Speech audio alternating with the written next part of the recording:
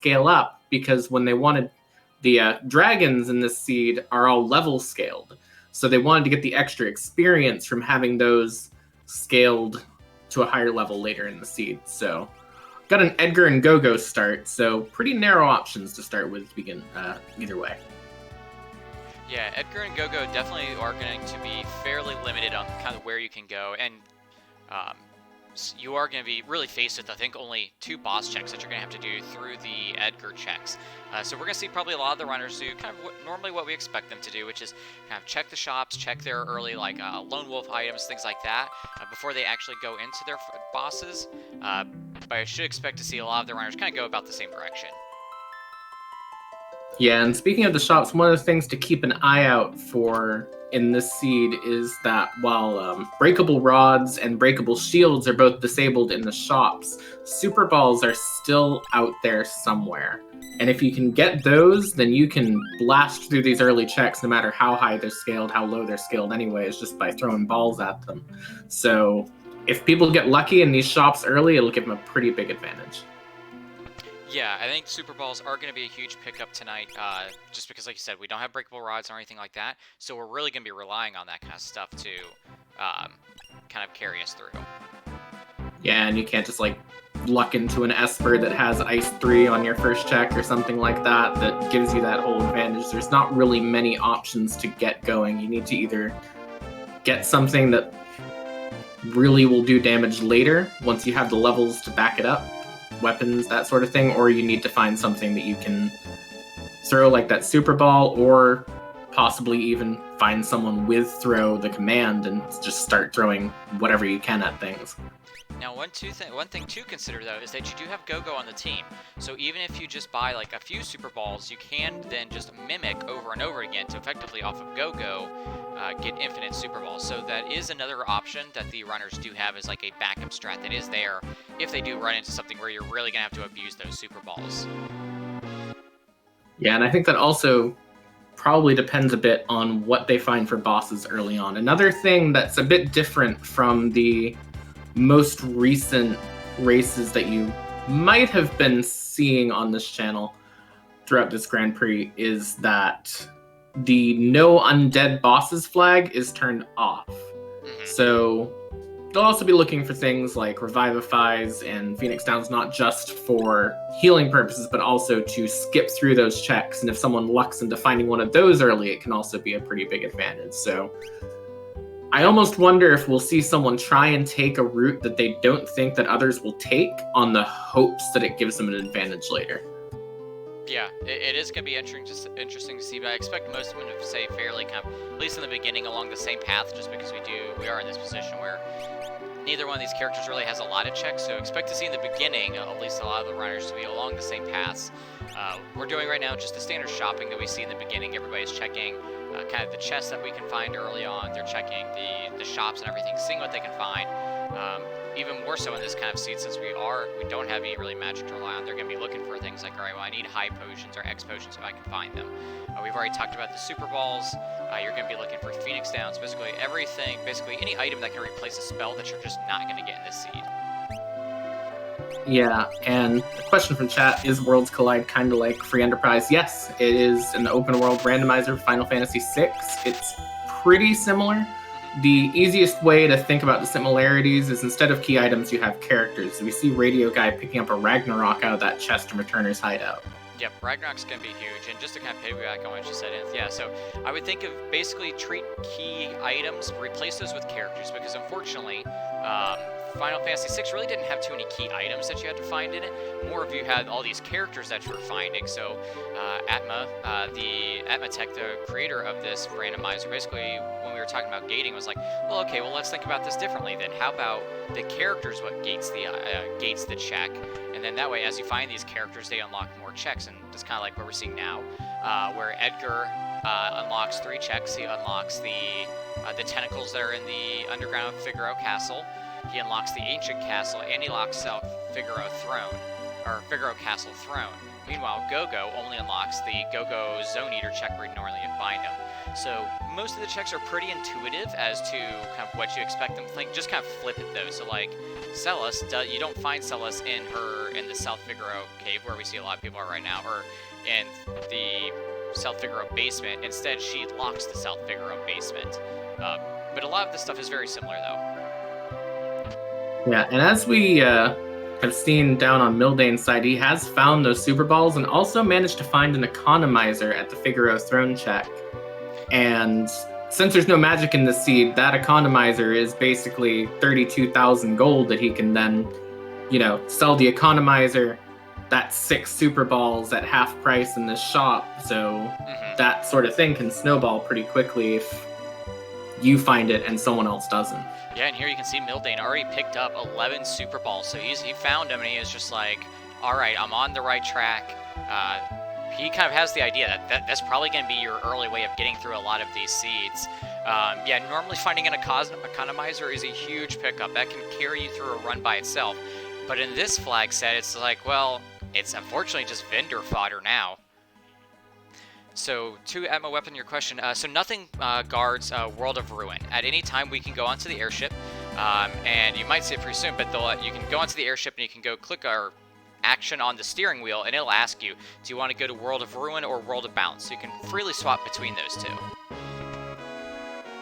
Yeah, and as we're seeing now, Fraggle and Von Marlin both hopping into that Figaro and World of Balance check. They're both going to get that economizer. The question is, will they check the shops? Because I have seen a few people run in here, grab that check, and not shops on the balls, and not just the super balls, but also the mega elixirs. And I think Fraggle actually just did that. Yeah, so the mega elixirs are going to be another huge thing. I mean, if you can pick them up cheap, you can just use them just about anywhere. If you are facing Final Kefka, you always want one for the Goner stages, because again, he's going to cast that, and it's just an easy way to get everybody to full health and not have to worry about it. But yeah, if you can find mega elixirs at a decent price that's not going to break the bank, yeah, just pick up a few. If you get in a pinch, you pop a mega elixir, and most of the time it gets you out of any troubles. Yeah. To answer the question in chat of where can I check out the flags, our flag strings are pretty long, and so we might have to break it into 2, but we'll find them and post them into chat for you.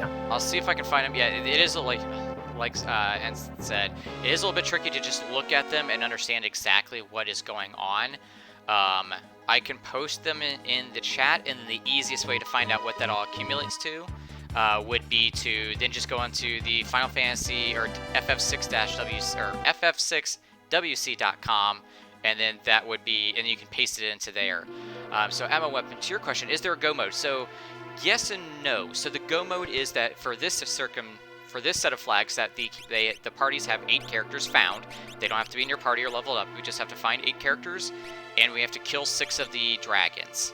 And that is a little bit different from our normal set. Normally, the flag set we'll use just because of our base race flag, as you have to find 7 characters and 10 espers. So we kind of have different things we can change to trigger our go mode, but we don't have a specific go mode item like the crystal and things like that.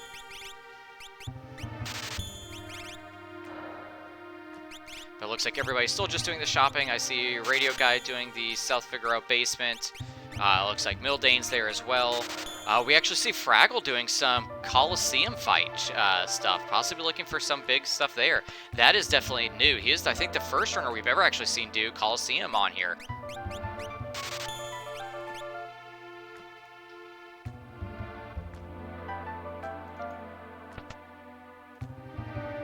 Sorry about that, Nth. Are you still there? Okay. Yeah, so he's taking on a White Dragon. Now, that is going to be a tough Coliseum fight, because Pearl's just going to wipe him out. So that's not what he wants to see right there. So that is a little bit rough. So it looks like my commentator duo is having a little bit of internet issues. We'll try to get him back in here as soon as possible. But you still have me, fortunately or unfortunately.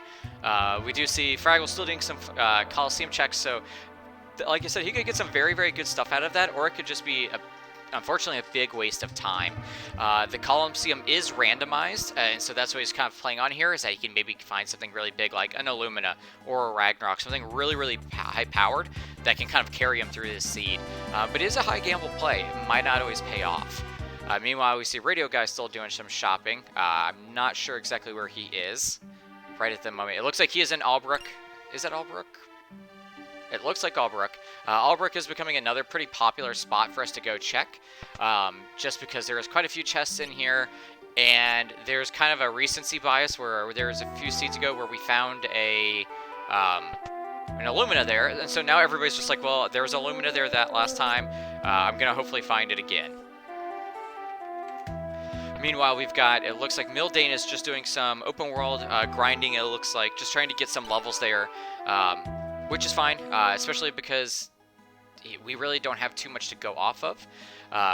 But he does need to remember that if he waits too long for this, his bosses are going to start getting scaled pretty high level too. Thank you, Arjun, for posting that seed in there. That way you can kind of go see what we all have turned on and turned off here. Von Marlin's going to go check South Figaro as well, so everybody's like, kind of still in the beginning stages of checking everything. Oh, yes, yeah, thank you for pointing that out, Boo. I did not see that Fraggle found an Aura Lance, but yes, there are, spoiler warning, there is quite a few Aura Lances in this seed. You can find plenty of them in here, but he doesn't know that, so again, this is kind of like the downside of doing Coliseum super early. I mean, he might come out and just be like, man, I've got everything. If not, he's just kind of in a tough pinch. Alright, so it looks like Mildane's still doing that grinding there. Yes, I do believe the 4-liter are a little bit more difficult to get, but it's still one of those things I think you're going to get it anyway, and you're just like, well, that's a bummer to find. But here we're seeing, okay, Mildane ran into some Katana Souls. It looks like he is just going to run from that fight. I don't think he has his, yeah, I was going to say, he doesn't have his Moogle Charm on. I think he forgot to equip it because I was like, I'm not sure why he has a random encounter there. So one of the things, since we do not have it set up we don't have it like in Free Enterprise or Career Day where there is just a toggle in the configuration to turn on and off encounters. What we instead have is we get 3 Moogle Charms at the beginning. That way we can have, when we get to Kefka's Tower, you can put 1 on each party and not have to worry about encounters. And you can always find more, but that's just kind of how we do it as a kind of an easier workaround than trying to get the Final Fantasy VI to work with having it so we could turn it on and off, because I'm sure, as all of you know, most of the Final Fantasy games, the coding is held together with shoestring, basically. Oh, Dragon Boots are another really good pickup as well. Yep, if you can find those early. I do know a few runners really love the. I know one of my our top runners, Boo, who's in the stream in the chat right now. He loves him some Dragon Boots and Dragon Horn. Really get that jump action going to really push some damage through that way. Meanwhile, we got Von Marlin. Looks like he's doing some relic shopping or just some shopping down in Zen. So we'll see if he picks up anything there and if he's going to go check the Man in the Woods. I'm not sure why he's checking this. He gets a fixed dice out of it, so that's a really good pickup. So he finds the Man in the Woods, which gives him a fixed dice, which is really, really good. That's another item that can really help carry you through a seed where you don't have magic. Normally, you would check Man in the Woods hoping to get an Esper. It just so happened that it lucked out for him that he got that. Meanwhile, it looks like Radio Guy's going to go into the go-go check at the Zone Eater. And normally this is pretty... I'm surprised he has 2 members in his party. Most of the time when you do the Zone Eater check to save as much time as possible, you will just have 1 party member in there, so he only has to engulf once. Otherwise, you're waiting for more engulfs. With only 2, it's not a huge issue, but with having... If you had like a party of 4, it's going to take much longer. I don't know how he stood on top of the guy who knocks you down, but this is... Yep, and there he gets knocked down. Meanwhile, we find Mildane finding at the tentacles he is fighting Tritox, and now he's going to be really, really happy he found these Super Balls, because that's one of the few ways that you're going to have to easily get through that Tritox, since we don't have any fire spells. Yeah, and really, Tritox is probably one of the worst bosses that you could find early on in this flag set if you haven't found something like that, because your only options for dealing damage to him are going to be something that ignores defense or a fire spell. So you really basically either need to find fire rods, a fire shield if you're willing to break it for something like that, or grind the magic points to get to fire too, or you need to find those super balls or a weapon that ignores defense like Valiant Knife or Fixed Dice. Exactly right. Now we did see that the fixed dice was at Zen, so when Von Marling goes there to try talk, you at least have a way to deal with it. But I do believe most of the runners did end up having to use the Super Ball route to really deal with Tritalk, because like you said, if you don't have something that ignores the defense, you're in a rough spot. You're either going to have to reset out and just come back later, or hope there's a way around it that the check is not essential. But it's not ideal either way. You know what I ended up doing with that check myself is I had found a chainsaw at that point, and I was like, well, I don't need to use a Super Ball here. I can just chainsaw it to death. It won't take too long. And then I got frozen repeatedly and realized why the Super Ball is definitely the best option for that particular setup. He does get Sabin for clearing that Tritalk check, though, which opens up 5 new checks. So this seed just got quite a bit wider for Mildane. Yep, Sabin is probably, as far as checks goes, is one of the best people we can find. Him and Terra both have 5 checks, which is huge in this randomizer for kind of speeding up your time. The other thing that you could find on top of the chainsaw, the better one to be found if you're going to use tools would be the drill, since that does ignore defense also.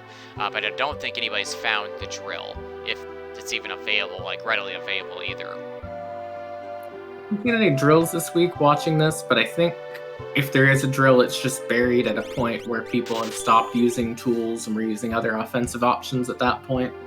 Chainsaw was, goodness, somewhere early on. I can't quite remember exactly where it was, but was pretty quick. And the question from Matt Weapon in chat, which 5 checks does Sabin open? He opens the Collapsing House in Zen in the World of Ruins.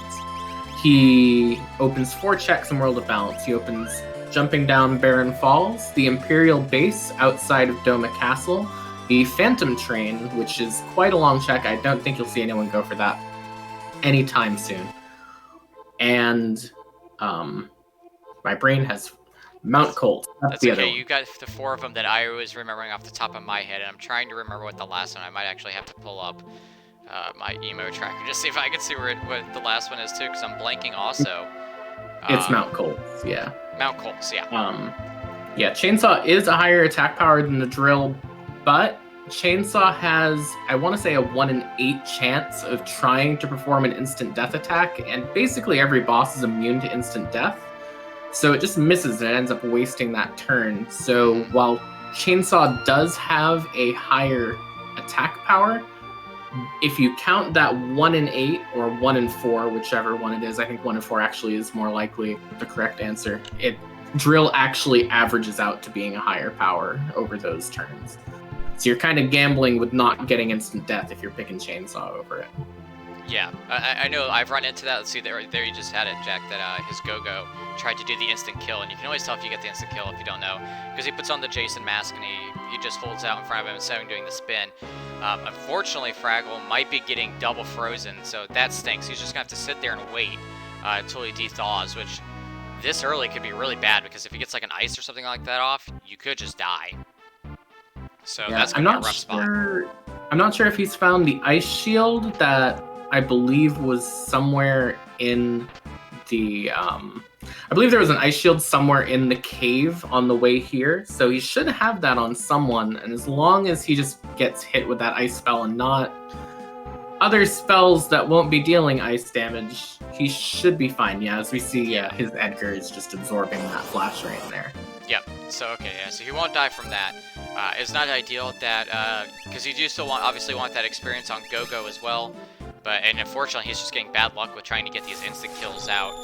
Meanwhile, we see Von Marlin using the tools as well, but also getting his Edgar frozen. Yep, and Mildane is hopping into his first dragon fight, which is going to be the Ice Dragon down in Ancient Castle. So because dragons are scaled and he has Super Balls, this should take, 1 hit and it's already over, and that'll give him a pretty big boost on EXP. Yep. So it looks like Mildane took down the Ice Dragon, so yeah, quick experience, easy one to take down. I don't know if that's what you just said. I was typing something while you were saying that. I'm sorry, Anthony. Yeah. No, it's fine, It sort of was, sort of wasn't, Yeah. That is really nice to get a dragon down that fast. A, because it's one of the 6 that you're required, and B, I mean, experience. Normally you get 2 good weapon or 2 good item drops out of it too. So Yeah, and in this case, it's also important to note that because there are 6 dragons required, there are 8 dragons in the game, and 3 of them are locked behind characters. The one in Ancient Castle here that Mildane just killed is locked behind Edgar. The one on Mount Zozo is locked behind Cyan, and the one in the Phoenix Cave is locked behind Locke. So if you don't know if you're going to have any of those other characters, this dragon could be hard required. So he's basically saying, I'm going to be forced to do this. If I get unlucky, I might as well do it now. And even then, it would still be a pretty good choice compared to trying to take on those dragons you might have to take on solo in Kefka's Tower if you don't find those other characters. Yep, just because those dragons are going to be scaled up to a higher level because we do have dragons scaled on. So fighting them right now, they're a pretty low level. They're right with you. And Ice Dragon's probably one of the easiest dragons to fight. It would be horrible if you ran into a Dirt Dragon there because Dirt Dragon is worse dragon in my opinion. Yeah, I 100% agree. And especially with this seed, there's that ice shield that I believe everyone has found. You see that Ice Dragon as the first one, you kind of breathe a sigh of relief. Well, I don't think this can actually kill me. It's just a matter of trying to keep everyone alive in order to get them all the XP boost from it. Yeah, and here you can see, just unfortunately the randomness of that chainsaw is, how many of our runners are all right now all at the same check, but they're all fishing at varying times just because some people got luckier or unluckier. Like, Mildane got through it pretty quick with Super Balls. I don't think anybody else is using the Super Ball strat, so he definitely gained a lot of time by taking advantage of that. Yeah, I know Von Marlin has found fixed dice as well, which put him through that check pretty quickly. The average time for a race is usually around 2 hours. It can go shorter, it can go later. Our fastest time so far this week is around 1 hour and 36 minutes for this seed. And our slowest, I believe, is around 3 hours and 30 minutes. So it can vary wildly between people, but usually sort of settles around 2 hours. Yeah, I would say if you're starting off, I would expect closer to a 2.5, just while you start to learn everything. But yeah, some of our top runners are putting up a hour-and-a-half seed on pretty consistently too. Once you really start getting down how this game works and where everything is and what's kind of some of the most optimal checks to do on each character first, you can really start shortening down that time. I know I'm normally sitting around now I'm not by far. I'm kind of in that situation. It's if you can't racy commentate kind of situation, but I've gotten most of mine down to a 2-hour seed. So yeah, I'm kind of sitting about the average, but some of our runners like Boo and Zelfer and some of the others, and Jack and some of them consistently hour-and-a-half, hour 45 minutes routinely too. Yeah, I think Radio Guy now going up to be the first person to check Kefka at Narsh. He's given up on that Tri-Talk in the basement, so this is going to be an interesting play because he will find Realm up there. Yep. So he's going to be on a bit of a different path. Everyone else will be doing those Sabin checks, as we see Von Marlin working his way down to Ancient Castle. Mildane just did Collapsing House. He's going to have a different set of checks entirely. It's going to be interesting to see if he just continues to hold off on that Figaro basement check, which he knows is a character. He knows he'll want to do it eventually, because there's a dragon gated behind it as well, or if he'll go through the realm checks and then come back to it after that. Now, I don't remember from Wednesday's run. Did Realm have any characters that she was blocking? She absolutely does have characters that she's blocking. Okay. The theme of this seed from Wednesday, without spoiling too much about what we're about to see, the theme of this seed is basically it's always in the last place you look. So I would expect to see a lot of frustrating dead checks for a while, but Realm definitely, came up good on that coin flip. Now, one of the coolest things we are seeing here that Radio Guy is showing off, though, is that we actually do have quite a few different sprites, we can put into the randomizer as well. Because here we have the Robos from Chrono Trigger as the bots, and then we have Sid from Final Fantasy IV is taking the place of our Kefka sprite, which I'm okay with. I still think the Kefka sprite is probably one of the best sprites that is existing in the Final Fantasy series of the sprite works go. I'm such a fan of the Kefka sprite. But yeah, we have quite a few different sprites. We have a lot of different Final Fantasy sprites that you can load into this. We have some Chrono Trigger sprites, some Neptunia sprites. So There's a lot of fun you can have with that also, and we like to take advantage of it when we can here. But he is fighting Atma Weapon here with just a Go-Go, who, not who you want to see at all, because it's Atma Weapon, and yeah, there he just goes, he gets one shot by it. So I think this might have been the other reason why Wednesday, even if somebody did go to, because yeah, here he's going to have to reset out just because he dies, unfortunately to that, and you've already got all the minions coming up to him.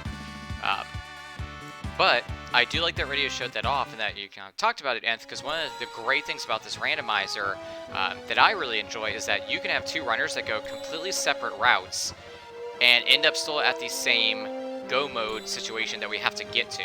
And you can be talking in the spoiler channel about your race and be like, well, I did this, this, this, and this, and someone else can say, like, oh yeah, well I started off doing those two, and then I branched into a completely different set, and you can still finish very close to each other around the same time. So there's no hard, like, oh, I had to go on this path of things to get to this one go mode item. That makes this randomizer so interesting. Yeah, another thing about that, which you will see from time to time, is that it does lead to some people will take the play where they'll be like, okay, I think they'll try and metagame each other, you know, they'll think, okay, this person's definitely going to go here, this is definitely going to be the better check, but if that one ends up being a dead check and I'm the only person who's gone to Phantom Train to face check that to begin with, they might end up with a pretty big advantage from that too. So just because someone is ahead at any point in time through watching this, don't assume that they'll stay there, because just one person making that right decision can slingshot them way up ahead. Oh, for sure. I mean, and there's a few checks that are very much like that, where things like Floating Continent, that Shadow Locks, that technically can get you 2 characters, and it's 3 checks in it. It's a little bit slower just because you have to do the falling portion of it, but if you just luck out and you're like, man, it just so happened that this time Floating Continent had 2 characters that I really needed to advance the seed, and everybody, most of the time we try to avoid do Floating Continent because of how long it takes, then you just skyrocket yourself drastically ahead of everybody else. So there can be that, yeah, exactly like you said, Anthony, nobody likes doing this check. But I'm going to do it because on the off chance, I know I'm maybe not as strong of a runner as some of our best runners, but if I'm right this time, now I'm drastically in the lead. Yeah, and we are seeing Mildane reaching the end of this Imperial base check, so we'll see if he gets anything out of that. He is the only person so far who's gotten onto these Sabin checks. Everyone else still kind of a bit wandering around the ancient castle. Von Marlin checking that monster in a box, coming across Presenter and his wonderful little treasure chest. So, you know, he's a bit ahead at the moment. But again, if anyone skips these checks and hits on a character out of the Sabin check, or if they go up to Kefka at Narsh and they see Realm there and they decide, oh, I should do that, then it could give him, that could change at any point in time. Oh, for sure. And here we see Radio Guy trying to take on Atma Weapon again. Hopefully he'll have better luck this time. He does have the Ragnarok equipped, and I did see he got 1 Ragnarok trigger. I think he's just hoping that, man, if I can get this done before it uses Ultima or anything like that, or before it really starts using its heavy-hitting spells, it'd be a huge advantage for him. But he's going to have to be racing to do that. Meanwhile, so earlier, we did talk about the Phantom Train. Now, it is a longer check, but one of the things that we have added into the randomizer that makes it a little bit more bearable is that as soon as you enter the train, you can actually go back to the caboose, and you'll see what your reward is, and you can get your reward right there. And here's what we're going to see Mildane do. And he's going to go, oh, is this a Magicite? I don't need a Magicite, and he's just going to reset out. So he's not even going to spend that time going through that check. So that is a nice quality of life thing we've added to this. Yeah, and I heard in the interviews after the race on Wednesday 2 different philosophies on that too. There were the people who wanted to just reset out because it would be faster to not do the check, but there were also a runner or 2 who didn't want to reset out because they didn't want to lose the time that the seed spent scaling up, and they didn't want to lose out on that potential for bigger levels from their dragon later. So they were kind of intentionally wasting time early with the game time scaling flag in order to gain time later. So it will be interesting to see if everyone goes to that Phantom Train, will they reset out, or will they continue with the same sort of train of thought of, okay, this is not necessarily a bad thing, it'll lead to a bit of a benefit later on. Yep. Meanwhile, we do see, however, that Mildane, while jumping down the falls, has ran into a spicy chicken, which is our nickname for good old Inferno there. Inferno? No. Poltergeist. Yeah, I don't know why I said Inferno. And spoiler warning, that is not the last Poltergeist we are going to see this race. However, Fraggle in the collapsing house found another amazing relic normally, and that he found a gem box in there, which normally greatest thing to find. That really can power you through a seed. But again, no magic in this seed, so it's just another vendable item that he's going to sell away probably. Yeah, although I did see a few people make some plays with the gem box on Wednesday because we have those elemental shields. And where we have those elemental shields, that means that, as he does sell them to pick up a fixed dice, which is much, much better for this flag set from the Thief in the Woods, those elemental shields will still teach their tier 2 elemental spells, like Thunder Shield will teach Bolt 2, Ice Shield will teach Ice 2, and I have seen a few people putting that gem box onto their characters that they've given those shields to and using those tier 2 elemental spells to still carry them through these early checks. Yep. Meanwhile, we see Radio Guy is going to go back at it again for the Atma weapon. I'm really interested to see on how long he's going to keep trying at this. If he's going to just keep going at it and getting some experience this way until he can finally get the Atma weapon down, or if eventually he's just going to be like, all right, look, Atma weapon, I think the Tri-Talk is even more doable than Atma weapon, and he goes back. It's going to be interesting to see what he does here. Yeah, I think another option you could have is, just give up on both for now. Go look at shops. Go see if you can find something to break this open. If you were to go to Figaro and see those super balls, then he would get past this pretty quickly. He's up against that wall. I'm not sure if I would go up against all these fights and hope for the best with Ragnarok, but it might still pay off for him, so we'll see. Yeah, for sure. I really hope, and yeah, see here now he's taking his first battles with his Setzer back there, or with his Edgar back there. I said Setzer because I saw the gray hair, and for some reason I'm not used to this swap, the palette swaps as much. But yeah, and this is why. Yeah, see there he goes. He's gonna lose it again. And that's why we see so much in the beginning of the runners who do those checks, where you check every shop, because especially in a seed like this, or really just any seed, you want to see like, okay, what tools do I all have available going into everything before I start taking on this fight stage. Unfortunately, don't get in a position like this. So we'll have to see kind of what strategy he takes on if he's, it looks like he's going to do the heroing. I don't know if he's going to go back at it again, or if he might try to go do some overworld leveling, then go back to the Tri-Talk. We'll have to keep an eye on that and see what direction he decides to go with it, but he's kind of in a precarious spot because he probably knows he's getting pretty far behind here. Yeah, the only real benefit he has is that even though it's game time scaling, because he is resetting out, he knows that it's not necessarily going to get harder if he just keeps plugging at it. I think, there's definitely been many, many times where sitting back and watching like this, I would say, oh, I wouldn't do that. But I know that if I were in that position, I'd be like, okay, I'll go up against it a few more times. I just need that one lucky roll and we got this. Oh, I completely agree. I mean, I've done the same thing where you're just like, I'm not sure, like, I feel like I'm super close to doing it, and you're just like, well, I've spent so much time here, I just don't want to make it worth for nothing. So it's interesting to see kind of, okay, what's your play here? And then you start thinking about, okay, what other options do I have? I mean, I know these are really the only two bosses I can do, and neither one of them are realistically fun to find this early, so he's definitely kind of in that rock and a hard spot moment, but hopefully either he gets lucky or he decides maybe I can go do some more shopping and he finds those super balls.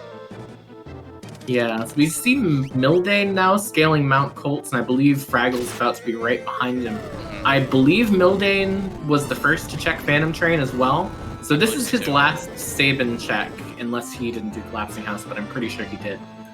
If this is not a character for him, then he will have exhausted all the Sabin checks, he will have exhausted all of the Edgar checks. I don't believe he's done Zone Eater yet. That leaves him two options. Zone Eater, which we know is an Esper, but that definitely means that Kefka no and matter Arsh. what, he needs to go up to Kefka and Arsh next. Yep, and here we can see at Mount Colts, that is Poltergeist number 2 showing up for us. So it is a poultry fest up in here. Yeah, the glory of this particular seed for this week of the KGP is no matter what screen you're looking at any point in time in the race, you have about a 50-50 shot of seeing someone fighting Poltergeist in any single point in time. Yeah, as that is an Esper as well, so he knows and we know now, well, he doesn't know yet because he hasn't gone to Zone Eater, but we now know that realm is the only way forward past that. Yep. And we've been running into this a lot recently, I've noticed. So we're having a lot of these very, very linear seeds where unfortunately it's just like, man, there wasn't too much diversity. You had to get this character and then you had to get this character. Hopefully next week we'll get more so we can show it off a little bit more. But yeah, we've just kind of been having a run of like these very linear seeds recently. Yeah, and it's just, it's one of those rando gonna rando sort of things, It's just an unlucky string of allowing us to say, it wouldn't be a KGP week if it wasn't, a whole mess of linear checks in a row, and then at some point in time you have to do Abbott's Rock, and that's usually how this tournament has been going. Yep. Mildane picking up that Ragnarok, and I bet you now he is wishing, man, I wish I'd found this just a little bit earlier. Returner's Hideout is a pretty common place for a lot of runners to go as kind of when they're early, like shopping. I call it the shopping spree phase of the run. Like that first 10 to 15 minutes where you're checking all your shops, you're going to all the places that just have a lot of free chests in them. Returner's Hideout is normally one of those ones you check because it has 1, 2, 3, 4, 5, 6, 7 chests, I believe. So it's normally always a good place to go. It's not locked behind anybody, even though the check itself is locked behind Terra. The Returner's Hideout itself is not locked, so you can always go do those chests. Yeah, and I think it's kind of a fake out this flag set does on you, where it makes you think that, okay, I don't really want to check all this stuff because the scaling is going to come in. But the thing about the game time scaling flag is that all enemies all start at level 3, but that scaling has to take that time to kick in. So it's not until 12 minutes into the game that things actually start ticking up and they hit level 4. So there's a really big instinct when you see that game time scaling flag to go, okay, I need to find one thing that gets me forward and sprint as fast as humanly possible. But you still have time to do all that shopping, and, in this case, it didn't. I mean, just finding the Super Balls obviously paid off for Mildane. He does have a little bit of a lead right now, but, you do have time to check those things if you want. Yeah, for sure. Good news is, though, it looks like Radio Guy found Thunder Rods. So he is now using Thunder Rods. He found one, and now he's just mimicking it over and over again. So I think he found the strat that's going to be able to get him through that. So here's one of those amazing moments where, just by pure knowledge of the game, okay, I've got a Go-Go who can mimic, and you can really abuse that with, Thunder Rods and stuff like that. So, yeah, there he goes. He drops it. So excellent use of knowing what he had. He's like, I only got one Thunder Rod, but I've got a Go-Go. I can crack that one Thunder Rod, and I'm just going to mimic it over and over and over and over again until I can drop that Atma weapon. So he actually could get a little bit further ahead because, like we said, Saban had 0 checks. And Realm is going to be what gets our character advantage. So here you can see, this actually might have been in Radio's favor for just really persisting and going at this over and over again, that now he's going to find another character that's going to lead him on the right path. Yeah, I think that's going to lead to that question that we were talking about earlier, though, of where do you go from here? Mm-hmm. Do you start checking those realm checks, knowing you were having a rough time with that Tritalk underneath Figaro Castle? Or do you go back there and try and push through, knowing that it's a character? Mm-hmm. If he just tries and push through, knowing it's a character, then he's probably going to end up in the same loop that we see everyone else in, although it might, add Esper Mountain into it or something like that and save Outers for later. But, if he does that, then that advantage is basically gone. Yeah, it's an extremely interesting situation that he's in that, if he doesn't take, I don't want to say take that bait, because it is a character that you need, but if he does stay on this mindset, I'm just going to do realms checks, let's see where that leads me, and then eventually when I find something good enough to do Tritalk, then I'll go back. It's going to be paying huge dividends for him, though. So I hope he goes and does, I really now hope he goes and does Owzer's Mansion and does. It looks like he's going to go do Seal. Or it looks like he may be going to do shopping, but he's in the vicinity of Sealed Cave. So hopefully he goes and does that, and then. Yeah, then this would be an excellent example where he just did the right check and he persisted on it, and it's going to pay out big for him. Yeah, I think, you'll eventually see him go back and do that check with Sabin, because there's that dragon in Ancient Castle that he'll need to get to at some point in time unless he finds another option. And I would have to think that, when you have a bit of a rough time early on, your mind starts thinking, I might play this a bit safer and try and get away with not soloing dragons in Kefka's tower, because that was a little bit rough and I'm not sure if I'm going to find something better. If he doesn't find that something better, he's going to feel a need to do that check eventually. Oh, for sure, yeah. But just something for us to keep an eye on, because he is kind of in this interesting spot where he could either catapult himself ahead or he could get way behind because he goes through all the save-in checks. It's a unique spot to be in, really. And here again, we've got two Poltergeists on the screen at the same time, at the same spot, as they both, Von Marlin and Fraggle both go to do Mount Colts. And did Von Marlin pick up another fixed dice somewhere, or was I just seeing things from it? Yeah, he has 2 pairs of fixed dice, so he's not going to have too much of a problem, even though I don't think he found any of those sort of instant carry items aside from that earlier on. So he's starting to get that later thing online, as we see Fraggle actually taking a wipe to Poltergeist. Yeah, I don't know if he had... Yeah, I can't... I don't know where the other one would have been, where the other fixed dice I should say for Von Marlin would have been. So it'll be interesting to find out where he found it, because I am not sure off the top of my head. Or if it was like an item check or if it was just from a shop. There are 2, I was about to say 2 fixed dice in Seed. One is, 3 actually, because there's one locked behind a dragon as well that he hasn't gone down. There's one in Miranda, and the sketchy guy in Zen sells fixed dice for the low price of just 1,622 in the World of Balance. So, Yep, I saw him pretty that one. Pretty easy choice. Oh yeah, the thing is that, like, okay, do you always just go and do the sketchy guy in the woods on a seed like this, or because you're like, well, most of the time he's going to give an Esper and that's useless to me, but if it's only 1,000 gold, yeah, I guess there's no reason to not just go check to see how much he's selling it for. But Von Marlin also found another amazing magic relic in that there's a gold hairpin, but again, unless you're going to learn the magic through the shields, really not too much use here. Yeah, I think going back real quick to the sketchy guy thought process. Yeah. You have Sabin. You're in the area of Collapsing House. You see it for 17.5, and you think 3 things probably. Number 1, it's pretty cheap. I can buy it here. Number 2, I have a lot of things to sell that are worth a lot, because at that point he had that economizer, he had that gem box. And number 3, even if it's an Esper, there are still going to be some Espers they want, because just because they don't have magic they can cast doesn't mean they can't summon. So they're still going to be looking for Golem, they're going to be looking for Fenrir, they're going to be looking for those Espers that help them in some way, either through mitigating calmness in the final fight, or even early on, some that just do damage. Yep, that is an excellent point. You're all right. Fraggle is taking on the Gold Brontosaurus right now currently, that for some reason counts as a dragon. We've got Mildane doing the Atma fight. So Fraggle is taking on this dragon. I believe this is the World of Ruin Narsh dragon, if I'm correct. Mildane's going to be getting his realm, so he'll get those checks that open up now for him. Radio Guy, I think, still doing some shopping. Not sure what he's probably going to, hopefully fairly soon, find the Super Balls, but at this point, he's pretty far ahead.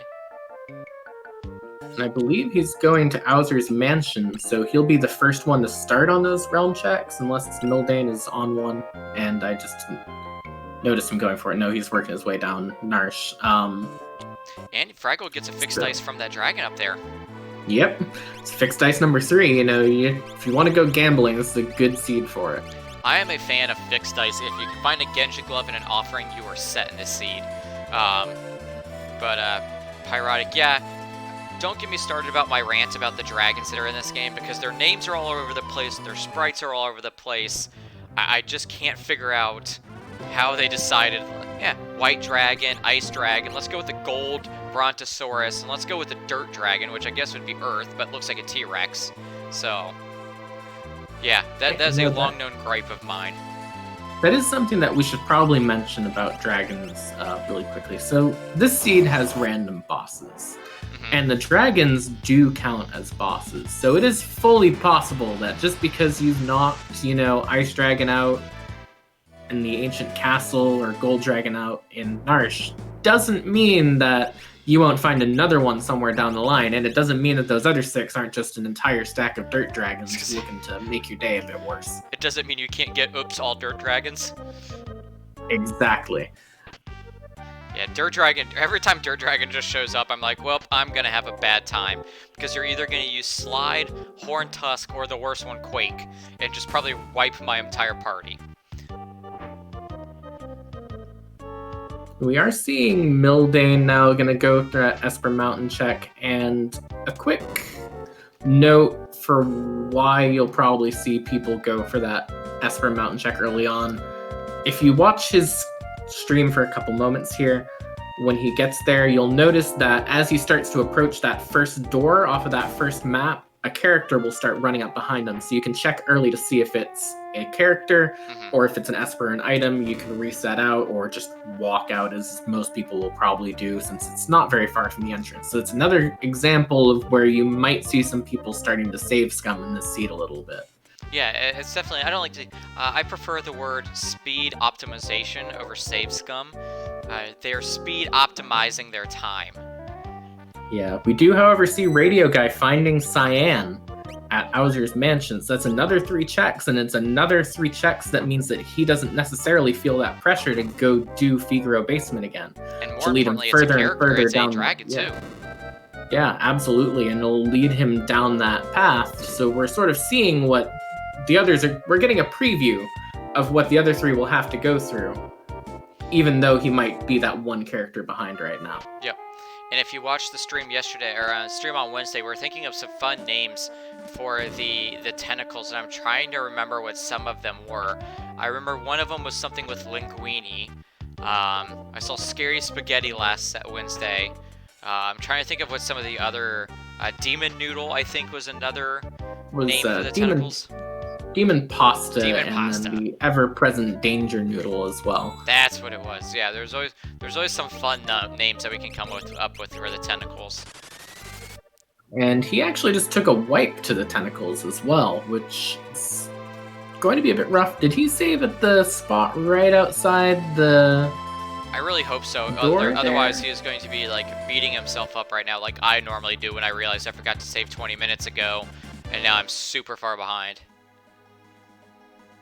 Let's find out. No, he did not save inside. So what's he gonna do? Is he gonna go try and do a different check, or is he gonna try and figure out some other way around it? Looks like he's gonna head to the World of Balance Figaro check, which I thought he'd done earlier, but I might be misremembering.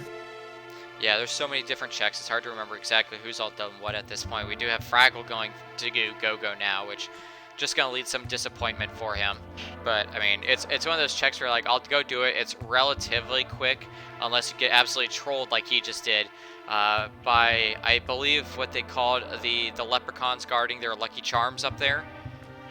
I think is what we called them on Wednesday, is the leprechauns up there. Yep. Don't know why why a giant worm has leprechauns in its stomach, but you know, it makes just about as much sense as some of the other stuff in this game. So, oh, and he is just getting the worst luck of it here. Did you see Radio Guy actually is going to pick up those Super Balls off of that shop? So that will be good for him where he's been struggling with these bosses. That does lead to the question of where does he go with them? Does he go back to the tentacles in Owser's Mansion, or does he go back to Tritop in Basement? Yeah, he's kind of at that crossroads right now. Fraggle, unfortunately, yet again, getting just absolutely trolled by the leprechauns there. Just not letting him pass at all. They are completely random, and there is times where they will just decide that they are going to just not move to where you need them to move. Finally, he gets it, thankfully. But yeah, there has been so much time I've had eaten up by those guys right there. Yep, and then you'll be watching a stream, and because they only actually kick you on the tile in front of them, you'll see the people who jump onto one of them and then run past, and they're perfectly fine. And that's always fun to see if you have problems with that. So. I'm trying to remember who it was, but they like landed on top of them, and then they like walked with it for like 3 steps because they guessed it right every single time, and they were able to jump out of the guy. I was just like, that was insane. Yeah, there's no change to the actual, 4-tier Kefka fight at the end. The Warring Triad, bosses that the individual parties fight before that are all randomized, like the other bosses in the game are. It's really just that final sequence of, going up the whole Tower of the Gods sequence that isn't changed in any way. Yeah, and for anybody who is interested in learning this randomizer, we do have a Discord that has extremely helpful people in it that have a lot of knowledge. They're more than willing to share on any topic. We have a lot of great guides in there, and we also now have a wiki as well that we have linked in there that kind of has a culmination of all of our guides. There's a great beginner's guide written by Ravelin Bay, who's another great streamer and runner of this as well as guides by the other great community members we have here. The other thing that we have that's a great learning tool to really start learning all the checks and things is we also have a open world mode where all the checks are available right away. No character gates anything. So it's also a great way to kind of learn where all the chests are, learn where all the checks are, and kind of get used to like randomized bosses and things like that before you get into gating. So there's some great opportunities to learn how to run this randomizer as well. Yes, we do. There is flags. We do have flags, Virgin, like he said, where we can scale the final Kefka fight. We don't use that one too often anymore, but it is a way that if you wanted quicker seeds, that way you can go into Kefka a lot sooner. We used to run with scaled final Kefka, but now we can pretty much keep it to unscaled just because it adds kind of that extra sense of danger to it, I guess, is kind of a way to think about it. So. Yeah, and it's also a bit more predictable too, which can be sometimes it can sometimes make it a bit easier. Yep. Because if you hit that final tier, you're up against God Kefka, and you might be having a bit of a rough time. You're probably going to be counting damage to know when it's going to start countering things with Hyperdrive, with Ultima, like that. If it's scaled, you don't know how much HP he has, and at any point in time, you can just push him that little bit over the edge, and suddenly he ultimates the party, and just all starts spiraling from there. Excellent point as well. I think that was the other reason why we really decided to use unscaled Kefka, because it's exactly that. It's more, you can use and be like, okay, I should be this far into the fight, here's what should be coming up. We do see Mildane going to do Owzer's Mansion, so he is picking up the sign as well, so he is up to 5 characters. So he's kind of taking the clear advantage there. Looks like Radio Guy is going to be going to grab the Ancient Castle after, it looks like, I assume, just finishing up the Tentacles, because that's the only way you can get to the, or finishing up the Tentacles check, so. Yeah, and, he won't find anything interesting there. I think he's definitely a little bit behind at this point, but I think he can definitely catch up. And let's take a moment to talk about Cyan and what he unlocks. So he unlocks 3 different spots. He unlocks Mount Zozo, which I think you're probably going to see most of our runners tonight go for first, because there is a dragon up there.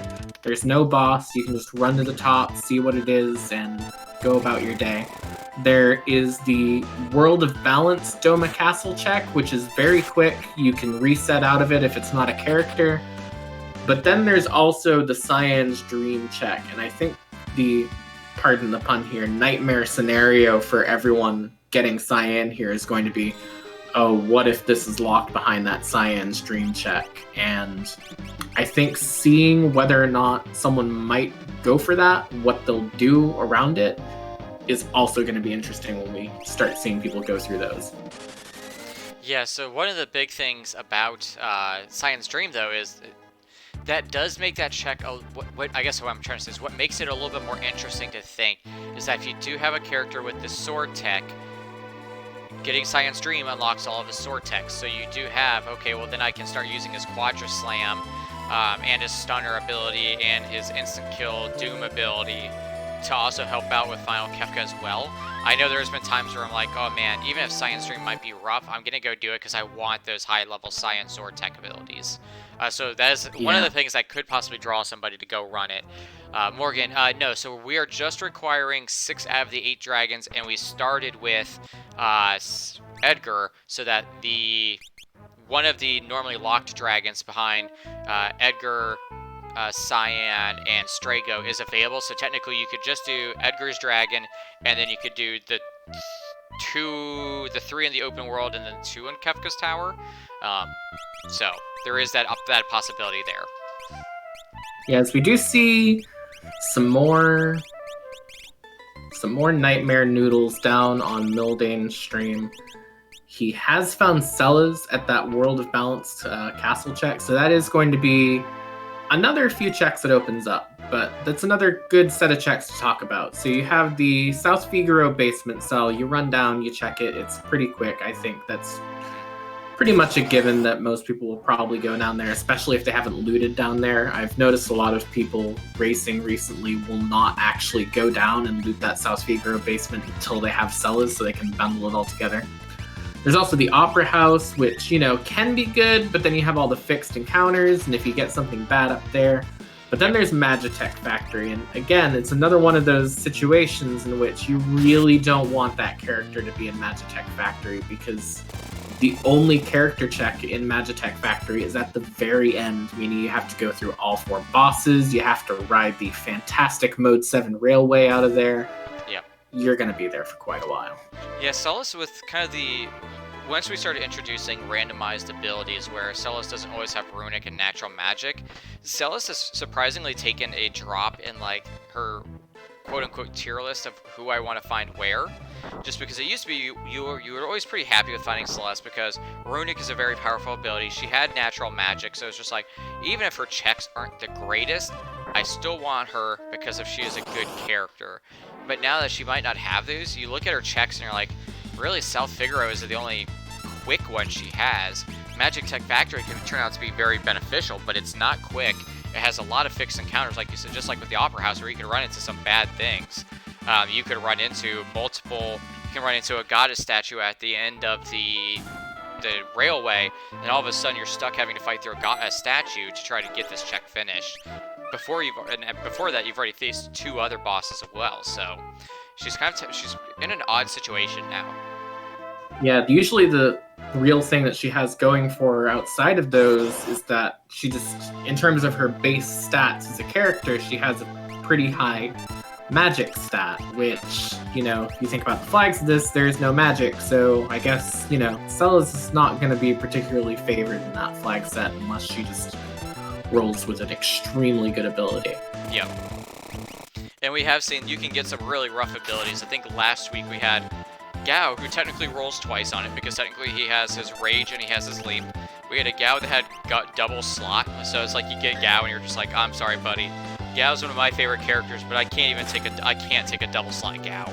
So that was week 3 when I got to pick the flag, so you can blame me entirely for double slot Gao, and I have no regrets for that whatsoever.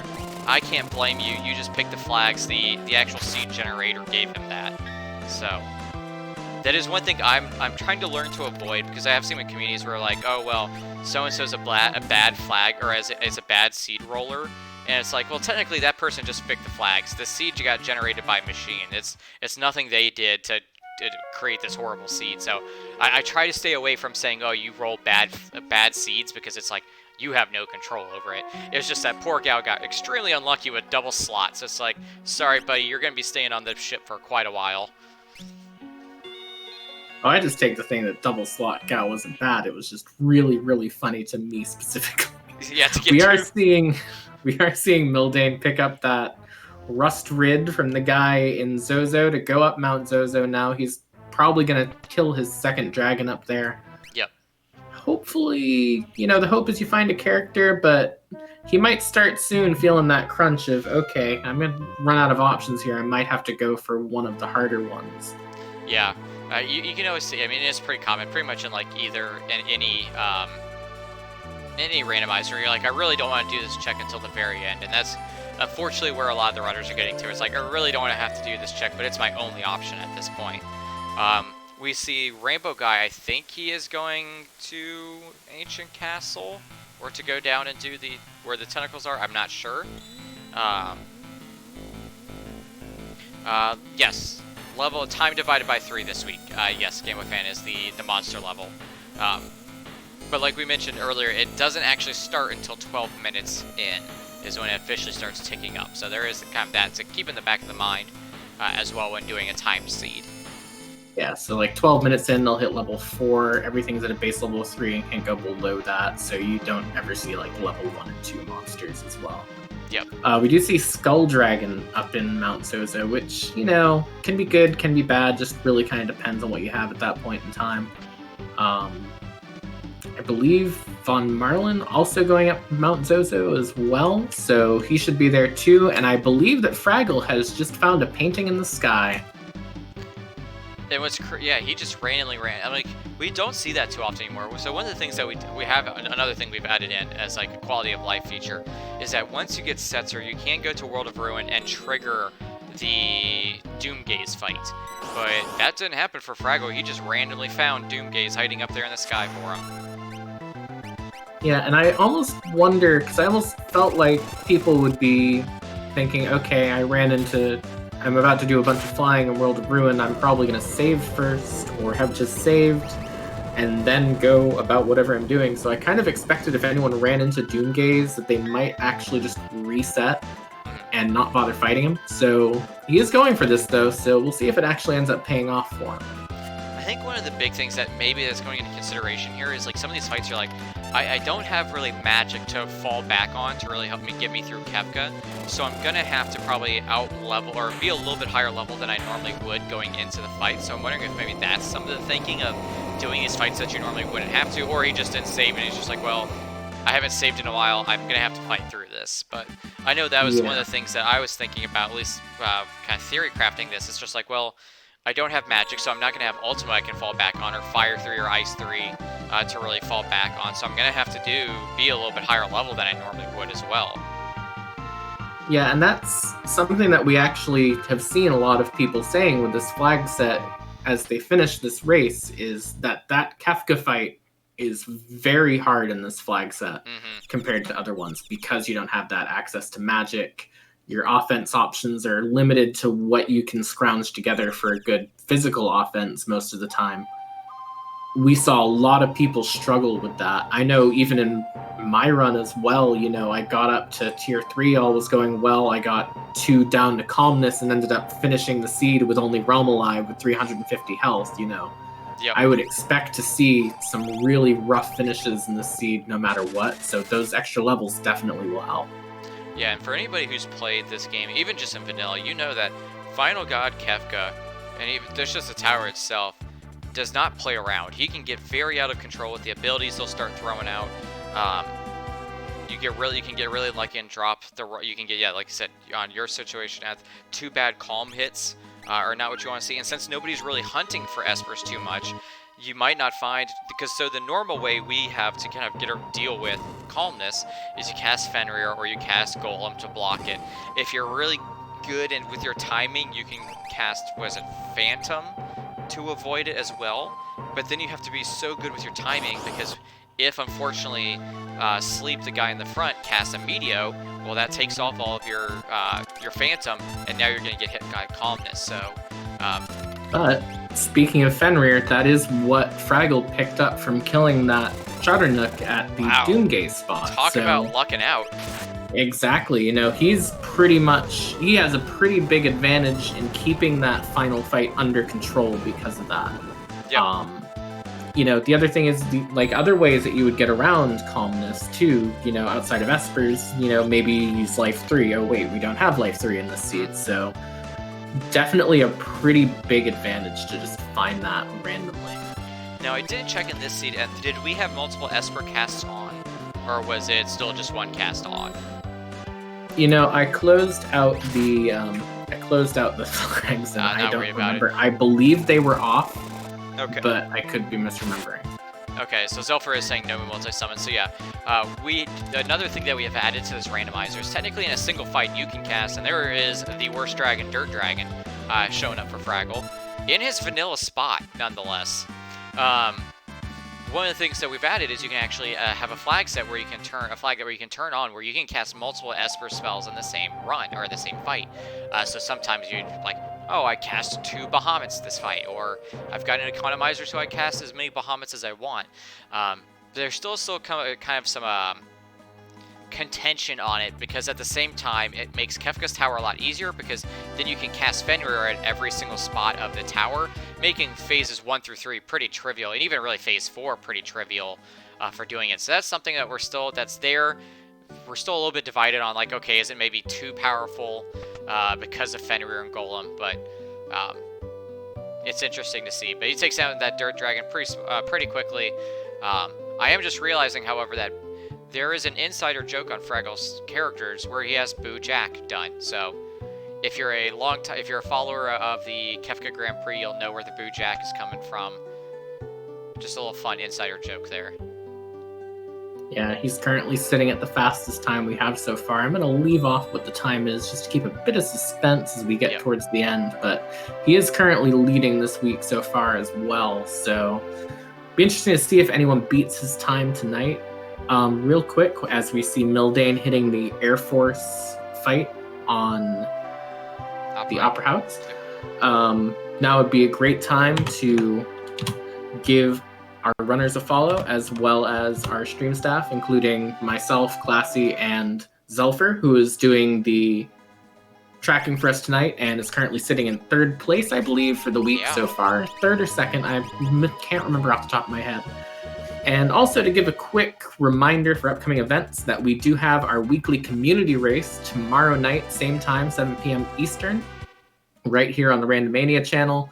That will be a special race showcasing a seed that we rolled with a spoiler log that people have spent all week trying to come up with the fastest route for. So if you want a really good in-depth idea of what goes through people's heads in terms of where they go from there, that would be a great time for it. And then also, after we're done here tonight at about 10 p.m. Eastern here on the Randomania 1 channel, there's also the Final Fantasy IV Free Enterprise Friday night community race as well. They're running a sort of light-hearted, more casual and fun set of flags this week. So definitely worth a try to sit back and watch that if you're interested as well. Yeah, I know my Friday nights are getting quite busy with, I do this show, and then I also run Final Fantasy IV Free Enterprise and also Final Fantasy V Career Day, so I think my Fridays are going to be getting done with streaming, commentating this, and then hopping right into that race as well. So my Friday nights are busy with Final Fantasy randomizer action. But yeah, I do know they've been on the Free Enterprise. They've been using some more casual seats because they are just getting done with the Highway to the Zenith Zone 3. I believe that just finished up recently. I didn't check to see who won, but I do know Dusty Griff was one of the people in the finals. And I think, who was the other person that was in the finals? I believe it was Dusty Griff who ended up facing Flurry in the finals. That's right. I don't want to say who won in case people want to go back and watch, because those were some excellent races.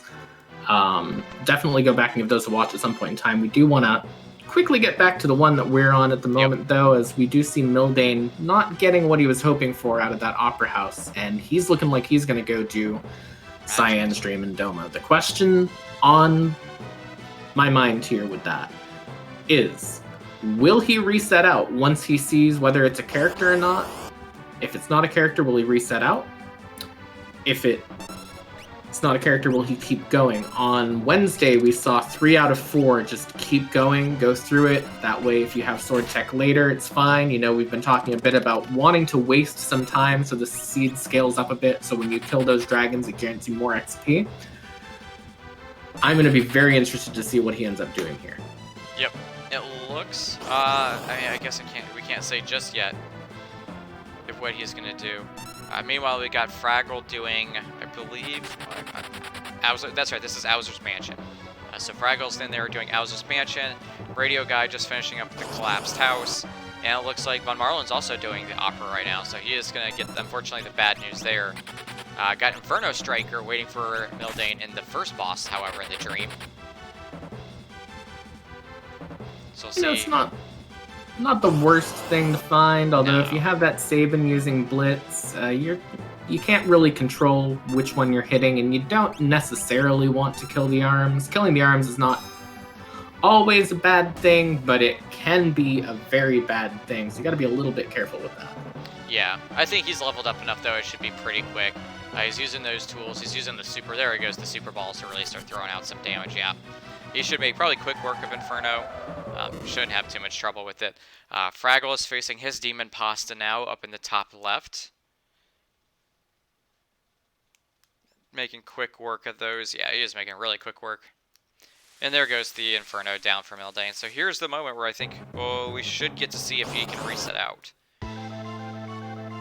And I think the second thing to note about that's also very, very important, we've seen what's everywhere else. If this is not a character, that means that they're locked behind the Magitech factory, and they're going to have to go through all 4 bosses there. They're going to have to go through all those fixed encounters on the minecart at the end. So it's kind of almost the worst case scenario that you could have here. So he's about to hit that check, and we'll see what it is real quick, and it is not a character. We are headed to Magitech Factory, boys and girls. Although, I don't mind the Magitech Factory because it's got some great music, so... Yep, and he is going to reset out, so... We will see... Ildane is probably going to be headed right over there now that he knows what he's looking at. And you got to think what's going through their head at this point in time. Because I think from a meta perspective, you kind of expect that people will not go for Magitech Factory, so I don't think there's going to be any pressure in anyone's head of like, oh, what if someone did Magitech Factory quickly? Yeah. But there's got to be that little bit of a sort of little seed of doubt in the back of your head that's saying, okay, what is going on here? I keep finding the characters in literally the last place that it is physically possible to look. What is going on? Has someone else found these ahead of me? And I think I would say most likely if you were like someone like Zelfer, and if this was kind of if we had some of our like our top 1 through 3, 4 runners, like if this was the finals versus the top 4, I think you'd say, okay, I am probably still on pace because everybody else probably did the common checks as well. But when you run against runners that you're not too familiar with, you're like, oh, I don't know kind of their thought process for things. That's when it starts creeping in, because like if you haven't seen Radio Guy race enough, you're like, well, I don't know. Does he kind of sometimes do the odd check first, hoping for that to work out? So yeah, it can start to creep into the back of your head a little bit. I know it does for me, where I'm like, man, I think I'm on good pace, but I would not have done this check first, and what if else someone did? They're going to be really far ahead of me at this point.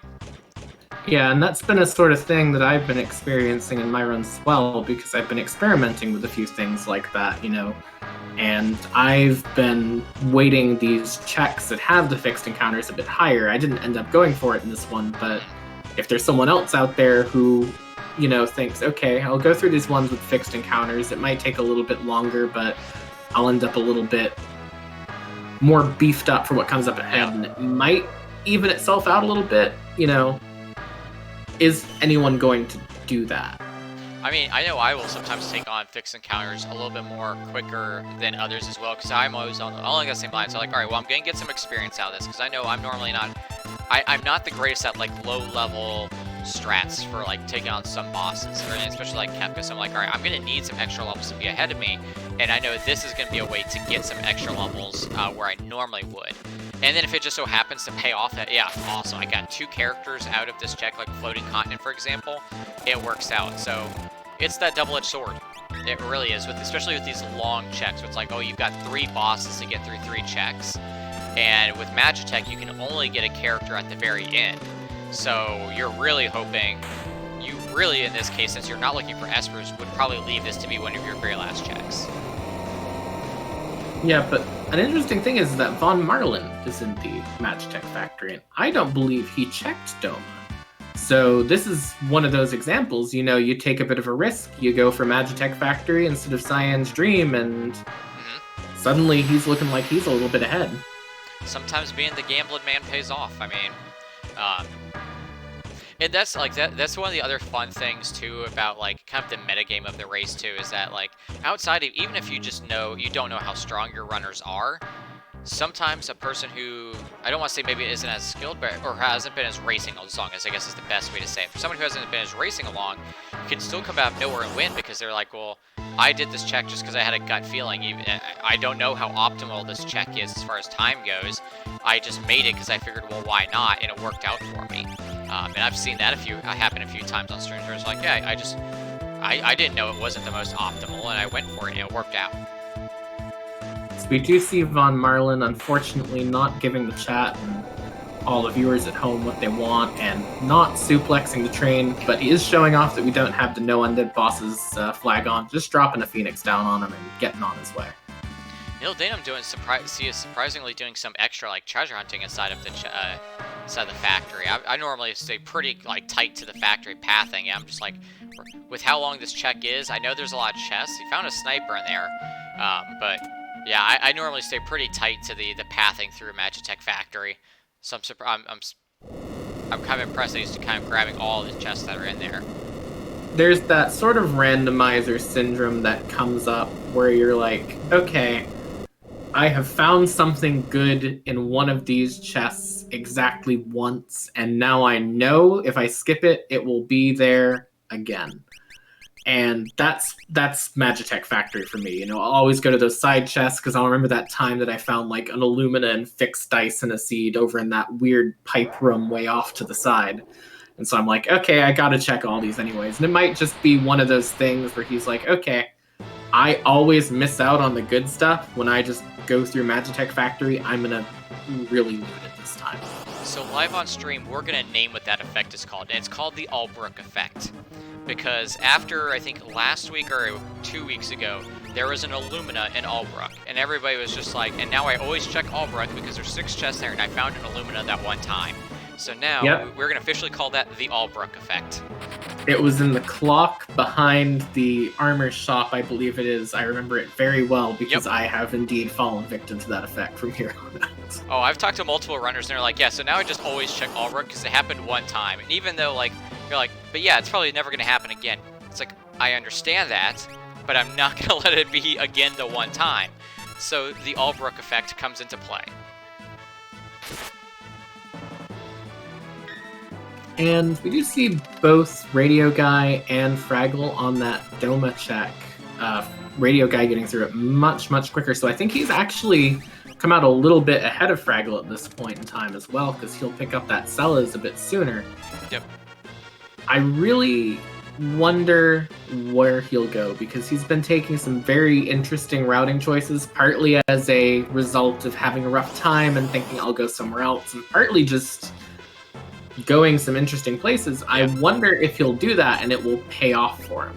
Yeah, that's always one of the fun things about commentating and watching these seeds, is that when you, I mean, especially if you watch consistently, when you see one person who kind of like, oh, that's not kind of normally what I expect. I wonder if that's going to pay off for him. It kind of gives you that fun level of suspense to it. Meanwhile, we got Von Marlin finding some Nightshades in there, but at this point, Nightshades shouldn't be too much of an issue, even if they can charm somebody. I think at that point in time, I'd found a Flame Shield, and if anyone else has found a Flame Shield at that point in time and learned Fire 2 onto someone, just cast them on all of them, they'll die instantly. Yep. So I don't think anyone's going to have too much of an issue with this cart ride, unlike a couple weeks ago when it was the minecart full of goddesses. And here is Welk at the end of the Magitech Factory, where he's always belong. This is not where you parked your car. You need to leave right now because they are going to run a train on you, and he's dead already. I always like that moment where you find like some bosses, like especially like when you run into Leader in Kefka's tower and you're like, dude, this is not where you parked your car. You just need to leave because I am way too high level for you to do anything to.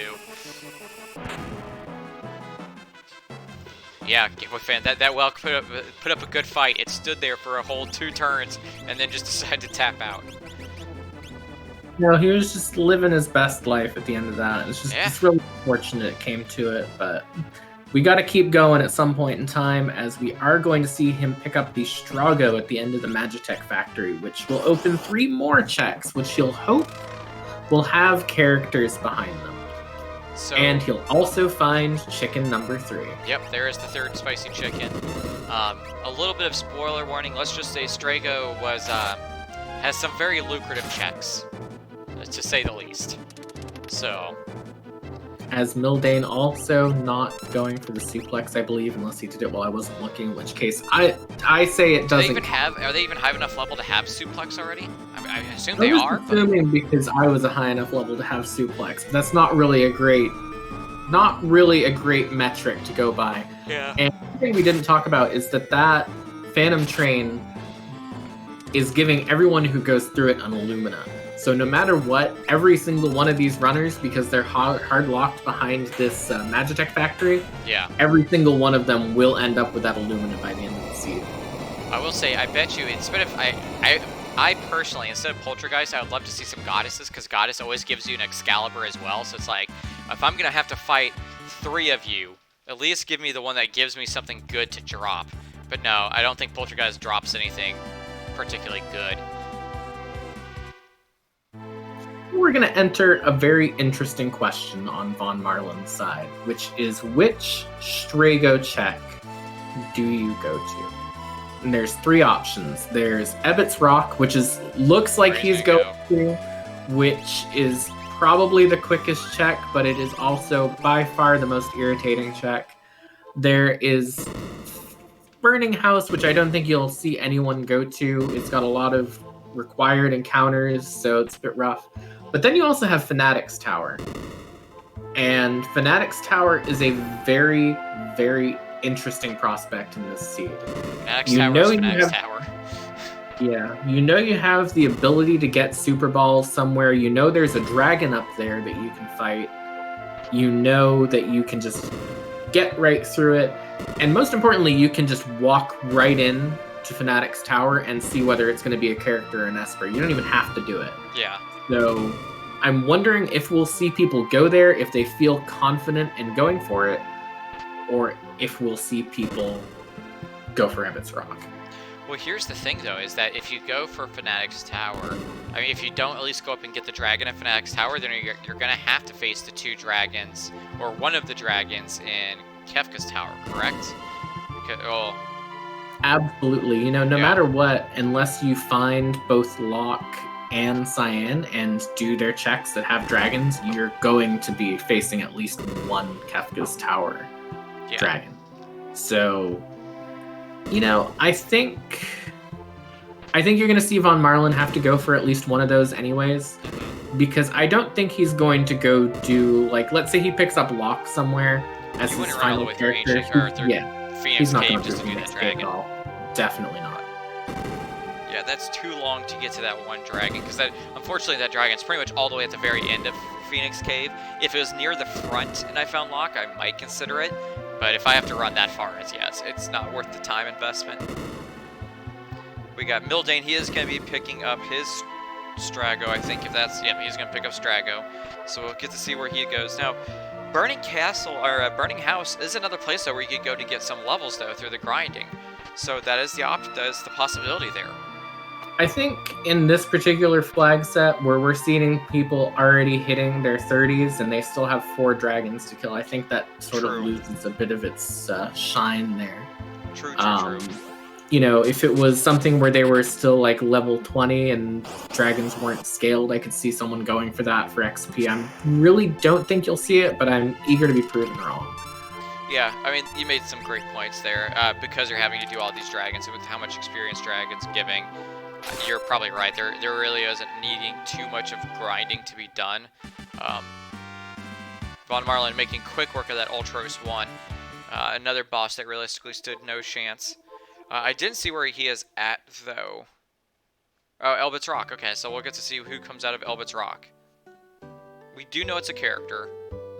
And it is Locke. It's Locke, so that's 8. And he has 4 dragons left to go. I believe he still has, if I'm remembering 100% right, he still has the Narsh Snowfield dragon to go kill.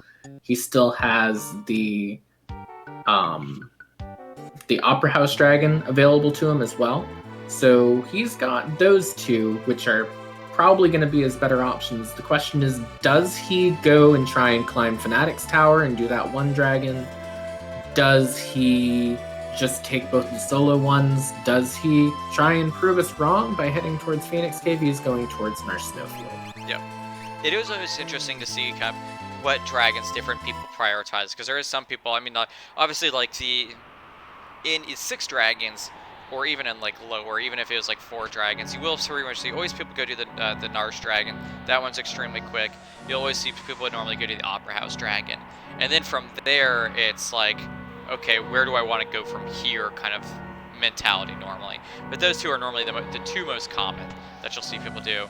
And here you can actually see normally Von Marlin probably would have taken that Esper, but since Espers are not required, he's going to grab up that Behemoth suit from the item shop and lock, or weapon shop and lock, or in Narsh, I should say. The locked weapon shop and yeah, the lock unlocks the weapon shop and Narsh. Yep, and he's going to check that cursed shield as well, and it was 17 fights to uncurse the cursed shield. It's a little too late at this point. I wouldn't do it this late. Even with the ribbon, I'd be like, oh, well, 17 fights and I'm this close to being done. I'm not going to go take those. I'm not going to do those 17 fights. Now, if Locke was one of your earlier characters, oh, yeah, for sure. I'd be like, well, I'm probably going to get 17 fights in somewhere. The one thing to note about the Siege is that there actually were cursed shields available in the Narsh World of Balance armor shop. Yep. And Radio is actually looking like he's in a little bit of trouble up there. He's going to get Delta hit. That's going to petrify his Go-Go. He's got 2 down. He's really only got Saving up right now. It's going to be a little bit of a rough recovery. We'll have to see how he gets through that. Does have a remedy, though, at least to get Go-Go out. So now it'll be like, okay, can you just push through the damage, or is he going to try to get the other 2 up? Von Marlin's taking on that dragon, the Narsh Stonefield, so he'll make probably quick work of that gold dragon. It looks like Miltane's also doing Elbit's Rock, which, to be fair, out of all of his, unless you just get extremely bad luck, Elbit's Rock is the fastest. Fanatic's Tower just hurts your thumb after a while, so most people don't do that one too often. It's actually really interesting to see the contrast between this, because on Wednesday, I don't know if you remember, but everyone did Fanatic's Tower that was on stream on Wednesday. This is the first time we've seen Ebbets Rock on stream for one of these restreams in this seed. Yep. And so far, it's been 100% Ebbets Rock. So it might just be, Wednesday was Fanatic's Tower night. Tonight is Ebbets Rock night. I know which one I would pick, and probably wouldn't be Ebbets Rock night, but... Yeah, I think... The play for Fanatic's Tower is that, okay, I do have Super Balls, so regardless of what's up there, I can probably Super Ball my way through it. And then that way, okay, then I can get a dragon done and that character check out of the way at one time. So that probably was what was the thinking going on to make the runners on Wednesday go that route. And it might just be that they haven't gone back and bought anything to really make, for Friday tonight, they haven't gone back and really bought anything to make Fanatic's Tower a lot easier, maybe. You see that Ultros for Mildane, so he'll make quick work of that too. And we're also going to see Radio Guy is the first person tonight to go into Cyan's Dream and not reset out of it. So he's going to finish that up, maybe banking on getting Sword Tech out of it. We do see, of course, the Vanilla Tri-Talk as well, as was pointed out in chat. Yep. We've had a few vanilla bosses tonight. But yeah, I don't even remember what's at the end of Cyan's Dream to kind of make him want to go all the way through this. Well, it's got to be a combination of... I mean, I think at this point, you don't really think, okay, I want to waste a bit of time to get more XP later. I think that particular time has come and gone. I think at this point, you're thinking, if I find someone with Sword Tech, that is a pretty big boost in this flag set. Because again, no magic, no Doom, no X Zone unless you find a cursed ring and you get it taught onto someone. So having access to Cleave off of Sword Tech is instant death for the first 2 tiers with the 2 bosses that are vulnerable to it that you can instantly take out of that fight. So there are definitely some benefits to going through Cyan's Dream no matter what. Yeah. We got Von Marlin taking on the Opera House Dirt Dragon, so he'll make quick work of him. I'm trying to see let's see where Fraggle's headed off to. He still needs 2 more characters and 2 more dragons. but it looks like he is going to Doma Castle now as well. So it'll be interesting to see if he goes through with it or if he exits out as well.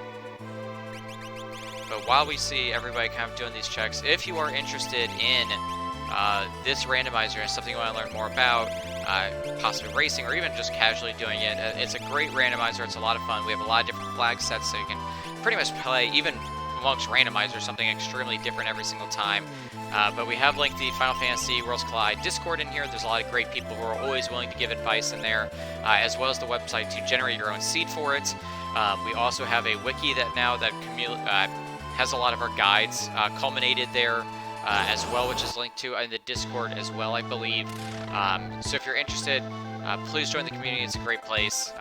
Always fun to see new people coming in, joining us in the races, or just chatting in the Discord as well.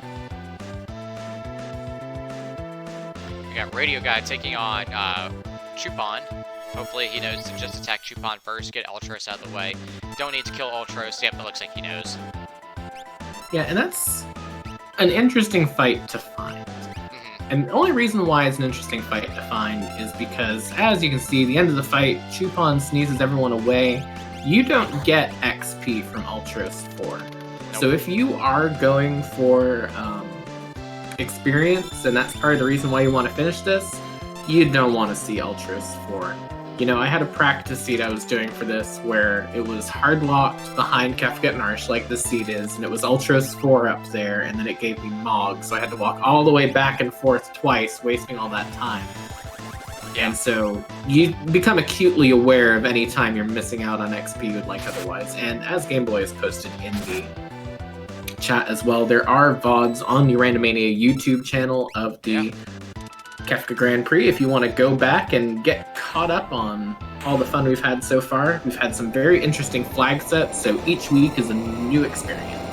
Oh yeah, for sure. It's always interesting to go back and kind of just watching. I mean, this is truly a league. So each week we are like having points tallied up.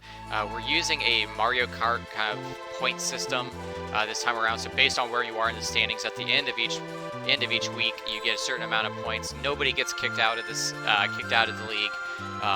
Even if you had to miss a seed or something like that, you aren't getting penalized and kicked out.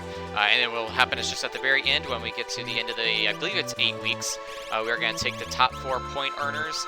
They will go into each week, then one of them will be kicked out until we are crowned with our winner for this second Kefka Grand Prix we're having. Although technically the first one wasn't called the Kefka Grand Prix. Yeah, it's a really great way also going back and seeing those VODs to familiarize yourself with really what the different flags for this randomizer brings to the table, because there are a lot of different experiences you can have because of that.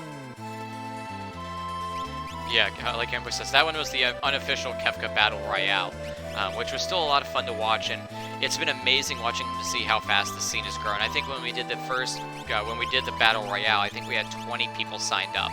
And at the end of signups for this one, we had 43 signed up, and I think only like 1 or 2 people have had to drop out for reasons. But yeah, basically a double turnover from last time. It's just amazing to see. So I'm really glad to see we're getting more and more people interested in this. And the great thing about the Grand Prix, and I'm sure we'll have a second one not too long after this one finishes up, because it seems to be extremely popular, is that it's all asynchronous outside of what you're seeing here on the Friday and Wednesday streams, as you just need to stream your seats. That way we do have proof of kind of like of timing and everything, but it's completely asynchronous, so you can run it at any time you'd like, which is a lot more viable for a lot of different runners too, than trying to find a time where, oh, unfortunately I'm not available when they do the normal continuous races. Yeah, and we are seeing Von Marlin now being the first person to enter Kefka's tower. And he only has those 4 dragons, meaning he is going for both of those Kefka Tower dragons. And there might be a little bit of a nasty surprise waiting for him with those, so we'll have to wait and see what it is. But we'll see whether he likes the decision or doesn't like it quite as much as we get through this. And we also have seen that Fraggle has been going through the Doma check as well, and I believe he's the second to not reset out of it. So both of them valuing that sword tech potential. valuing Siren, as Ceiling Cat was saying in chat earlier as well. So it's been an interesting split there. We're at, so far out of the 8, we're at 1 person completely skipped Doma, and of the 7 people who went to it, 5 completed it. So actually been a pretty popular option. Yeah, I'm just reading a chat. Apparently we are we're probably one of the larger randomizer communities out there, so that's fun news to find out on stream. Wow, that we might have the 3rd biggest RPG randomizer Discord. Who knew? And this randomizer is still fairly new too. I mean, we have not been. I think we're coming up on 1 year pretty soon. But you see the kind of growth. It just shows how popular Final Fantasy VI is. I mean, I think a lot of people say Final Fantasy VI is probably their favorite Final Fantasy. I know I say that. But also just how amazingly well made the randomizer is, how quick they take, how quick the creator of this randomizer, Amatek, takes feedback, implements it, and applies it. So it's amazing to see how far we've come in so little time. And we are seeing Von Marlin, speaking of interesting things to learn about on stream, has found a dirt dragon inside Kefka's tower, and a bit of a spoiler alert on that. They're both dirt dragons, so he's going to be having a rough time if he's not prepared for this. As we do see Cella's looking like she's going to go down again. Oops, all dirt dragons. Trying to decide, he's trying to decide whether or not to bother keeping Cellas up. I don't think you do. If she's your low level, you just power through it. Yeah, it's just like, all right, well, she's not going to be one of my one that I'm taking to face Kefka, so I'm just going to pass on. Yeah, Mildane now going for the Opera House dragon. It will be worth noting whether he goes for any of the other dragons available in World of Ruin before he goes to Kefka's Tower, but I kind of expect him to just go for Kefka's Tower. I think we're going to see a lot going for the Kefka's Tower dragons tonight. Yeah. I mean, Von Marlin's making some excellent time, though. I mean, he's making good speed. I'm surprised to see he was the first one into Kefka's Tower, although I think there was a few spots where he's definitely able to gain some time on people. Yeah, unfortunately, he will not be taking the lead after tonight, no matter what. The first place runner so far this week is Jack, who's sitting at a 139.46. So unless he blasts through the rest of this in 2 minutes, which I don't think is physically possible without breaking the game. Physically possible. Yeah, but he's definitely going to be putting in a good time no matter what. You know, that top of the rankings is very, very tight week after week, so it's not going to be a bad time no matter what, even if you don't make that first place. Yeah. I think the only way, and this is not even allowed in the racing, and B, I'm not even sure where it does it, but I remember Drulith one time found how you could do the Kefka Tower skip, and I don't know if it just skipped the final Kefka battle or if it skipped all of Kefka's Tower. But that would be the only way I think you could do it. I don't know off the top of my head how Kefka Tower skip works, and I've honestly been afraid to ask, because then I will try and understand the explanation and my brain will just explode, because I'm probably not quite capable of understanding it with my game knowledge as it is. I also think it's extremely hard to do. Yeah. Like, it's extremely hard to do, and it's one of those things, like, it's never going to be allowed in any race, so it's like, then I have no reason to learn it kind of thing. Yeah, and we do see him going for Dirt Dragon number 2 here, having had the nice sort of calamari appetizer to the Dirt Dragon meal that he's about to sit down to here. Yeah, he's going to make quick work of this Dirt Dragon. I mean, he's got... Horn Tusk really isn't the worst. He's got double fixed dice. The worst thing he needs to worry about here is a Quake doing a lot of damage and wiping the team. But I think it's almost done just right about here. Yeah, I believe Gogo has that Lumina, and he has just hit a Pearl proc with it, so there it goes. Yep. Now, I didn't check the levels, but what is always interesting to see is kind of the levels that people go into Kefka's Tower. I know, like, some of the upper tier runners who are like, yeah, I can go into Kefka's tower at the low 30s just because between all the bosses that are in here, you'll kind of be at like the low 40s when they go into Kefka. Meanwhile, I know some of us like to generally, I tend to prefer to be near kind of the upper 30s. So when you actually do go into it, like, okay, I've faced these bosses, so I'm at a pretty comfortable where I take quite a bit from Kefka to take me out. So it's always interesting to see like what levels people feel comfortable going into it at. Yeah, I think we're going to see a lot of thought of that. I do want to interrupt quickly to note that Fraggle is indeed the hero of the people tonight, not getting just one, but 2 suplexes onto the train and then killing it with the instant death proc off a chainsaw, which I think we can agree is the most stylish Phantom Train kill we've seen so far tonight on stream. So good to him. But going back to levels, Mildane's hitting level 40 with most of his characters. He's pretty good on it. Von Marlin, he's looking like he's not going to have too much of a difficult time. The other 2 seem to have been doing a lot more checks. Like, you look at the numbers on Fraggle's side. He has 12 Espers so far. He's gotten a lot of checks done through that, meaning that he is going to have quite a bit of XP. Yes, he's almost level 40, and he's just now getting to the minecart, so he's going to be in the early 40s to mid 40s by the time he actually gets up there. Yeah, he should not have any concern at all about Kefka's tower. I mean, he's going to be at the point where he had nothing, none of the bosses you can run into, outside of maybe a statue, are going to be a concern. It's going to be pretty trivial to you. So hopefully he'll get through this pretty quickly. He'll make quick work of the tower. Meanwhile, we've got Von Marlin about to start taking on his Roaring Triad fight, so we'll get to see who is waiting for him there. I cannot remember from Wednesday who is all waiting for at the Guardian and at the statues, though. I can say, based off of the rest of the seed, if you think back, it is fairly high likelihood that it is 3 more fire chickens. Oh, this is Atma, though. Atma is not fun to run into here. Although I think he probably has enough damage that he doesn't have to worry about anything too scary coming out. Yeah, I also believe this is a seed with the scaled element flag on, and Atma's not quite as scary with that flag on at times. It can make some of these endgame bosses a little bit less worrisome because it can make them use much, much nicer spells for you. Have you run into Mo, Larry, and Curly here with the elemental scaling on? They start going insane. Exactly. There's always the ones that will get a lot worse with that flag on, like Stooges and can't think of the like other Magi Master. Yeah, he gets pretty crazy. Atma, in my experience, usually gets a little bit easier with that flag on, as we see Radio Guy now resetting out of Phantom Train. What element is Atma technically scaling on?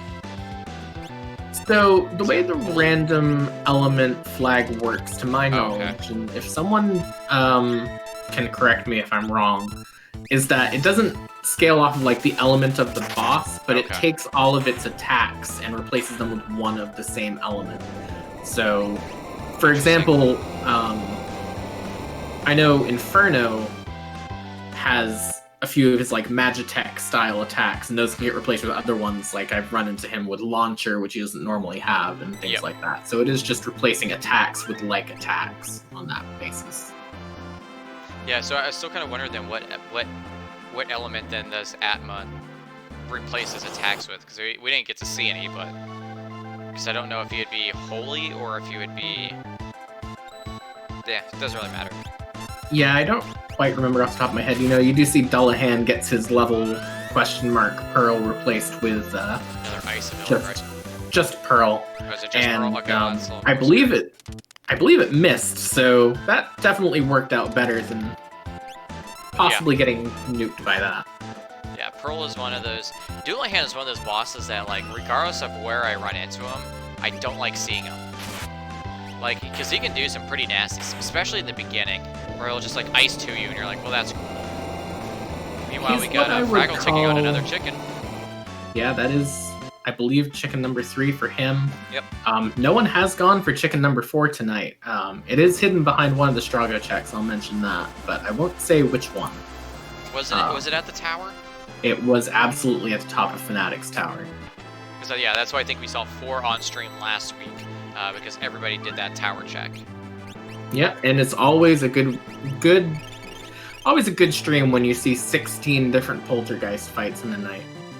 Yeah. Yeah, no, it's pretty crazy.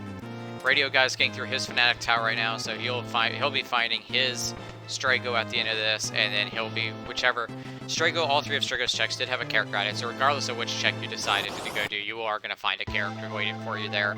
So there is kind of Strago is kind of like the last of the characters you're going to need to go down a rabbit hole looking for. To answer the question in chat from Eric Suka, yes, you can 100% get the seed from this run. Hold on one moment. Let me just drop this command in chat here. If you hop into our Discord, you are actually, if you would like, free to hop in there and you can grab the seed, or I believe Franklin chat has just posted as well. Either way, you're more than welcome to grab the seed yourself and give it a run, see how you do with it. It's definitely an interesting one. It is very, very linear. Given the likelihood that everyone would do the Figaro basement check off of Edgar, it is basically just a straight line. So there is that. It might not necessarily be the best seed for introducing yourself to this flag set, but it is still an interesting one.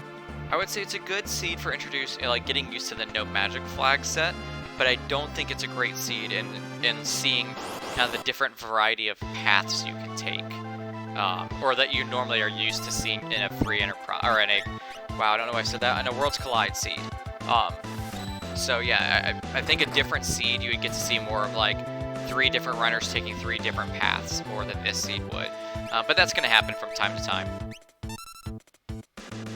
Yeah, we are seeing Vargas as the, I believe, 3rd and final Warring Triad statue, so nothing too particularly fun there, unfortunately, tonight. There's no hidden Magi Master, there's no 2 hidden Magi Masters, there's no Fire Chicken number 7, it's just 3 pretty chill ones, and he's about to hit that Kefka fight. So I did notice something that I incorrectly hinted on Wednesday's stream, because I thought if you used Pummel on Vargas, since it's an event ending, you did not get any experience to it, but I just saw Von Marlin do Pummel, hit Vargas, cause the event ending, and he still got the experience for it. So I guess you can do the event ending there and get experience. It's just good to know. It makes trying to land Pummel go a lot quicker. Yeah, I was, as Selfer saying, Chad, I believe he got the XP for killing one of the Ipus, not from killing Vargas. Okay. Yeah. That makes more sense, because yeah, so like I thought if you did the event ending, you did not get any experience.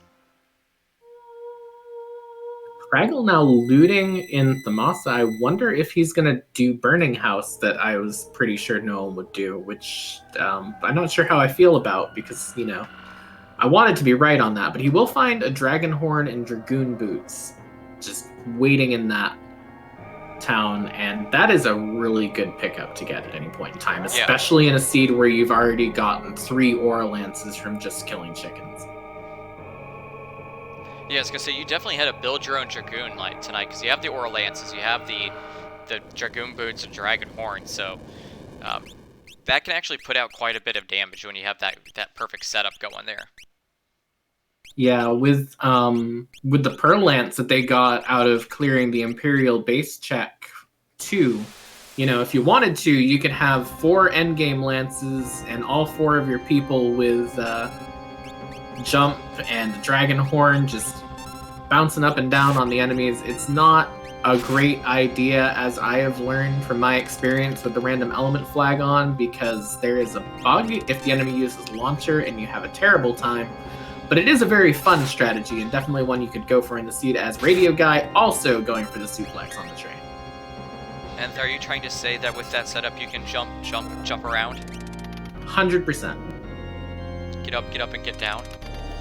Yeah, well, the getting down is a problem if you get launcher bug. You don't come back down, and that's kind of the whole reason why the bug ends up being a problem. But, you know, it is interesting in the meanwhile. I don't know why, but just imagining that pictures. I don't know if you've ever seen the YouTube video, but it's called like Final Fantasy IV in a nutshell. And there's a part where Kain jumps up into the air, and then they kill the enemies. And you hear Kellyode, guys, I can't get down. Help! It's scary. Yep, that is 100% how that launcher bug works. But, you know, this is the ultimate Dragoon seed. It's just interesting because I think Fraggle is one of the only people who's found that combination and has been using it. Although I think Radio Guy might have it as well. Yeah. He should make pretty quick work of this, of Kefka's Tower. I mean, he's got kind of all the things he needs. So one of the things we always talk about when we do this, when we talk about Kefka's Tower, though, is we have to always talk about the order you should be killing the phases in. So for this one, ideally, you want to be killing the head of phase 1 first, and then you want to kill that long arm or the arm that's in front of you. Just because if you kill the head last, he will cast Quake, which is a bad time for everybody, and it'll very likely wipe at least 1 or 2 of your party members. If you do the long arm last, he does Shockwave, which is not fun either. It's not as bad as the Quake. And if you kill the short arm, the one in the back last, he just does 10 hits, which is very, very manageable to do. But he makes pretty quick work of that, so he is now on to phase 2. For phase 2, you want to try to kill the tiger head first, because that will cast zombie, and nobody likes getting zombie cast on them. It's a pain to deal with. So that's the tiger. The second one normally you want to kill or mute is the tools, which is that square box in the middle. Oh, is 10 hits phase 2? What is the... It's just a regular attack. Yeah, he just attacks. He just punches you once, sort of gives you a light slap, and you're on your way. Either way, Boo. It's basically a physical attack you can deal with. You know, tools is usually your second thing. If you have access to instant death, you can instantly knock tools out of this fight. If you have access to mute, you can pop that on magic in the back, and that can be a good thing. But I do know that some people, as we are seeing Von Marlin doing this, some people do prioritize getting magic out of the fight as early as possible if you can't mute it. Yeah. Because it can cast a number of pretty nasty spells. And then there's just Blue Edgar up in the front he's just chilling out. He's the one who does 10 hits when he dies. It is pretty much accepted, though. You always take Tiger down first. Tiger can do very bad status ailment stuff. But yeah, if he is going to take down magic in the back. What is the blue guy in the front's name? I always forget. I want to say it's Power, but I could be misremembering. Yeah, I know it's Tiger, Tools, and Magic, but... And then it's like the other guy. It's Blue Edgar. Yeah, that guy. I think his name is Hit, Zelfer? Okay, Hit would make sense, because I think he's the one that casts 10 hits. So, we can go with that. He's getting pretty lucky with dodging these quarters, too.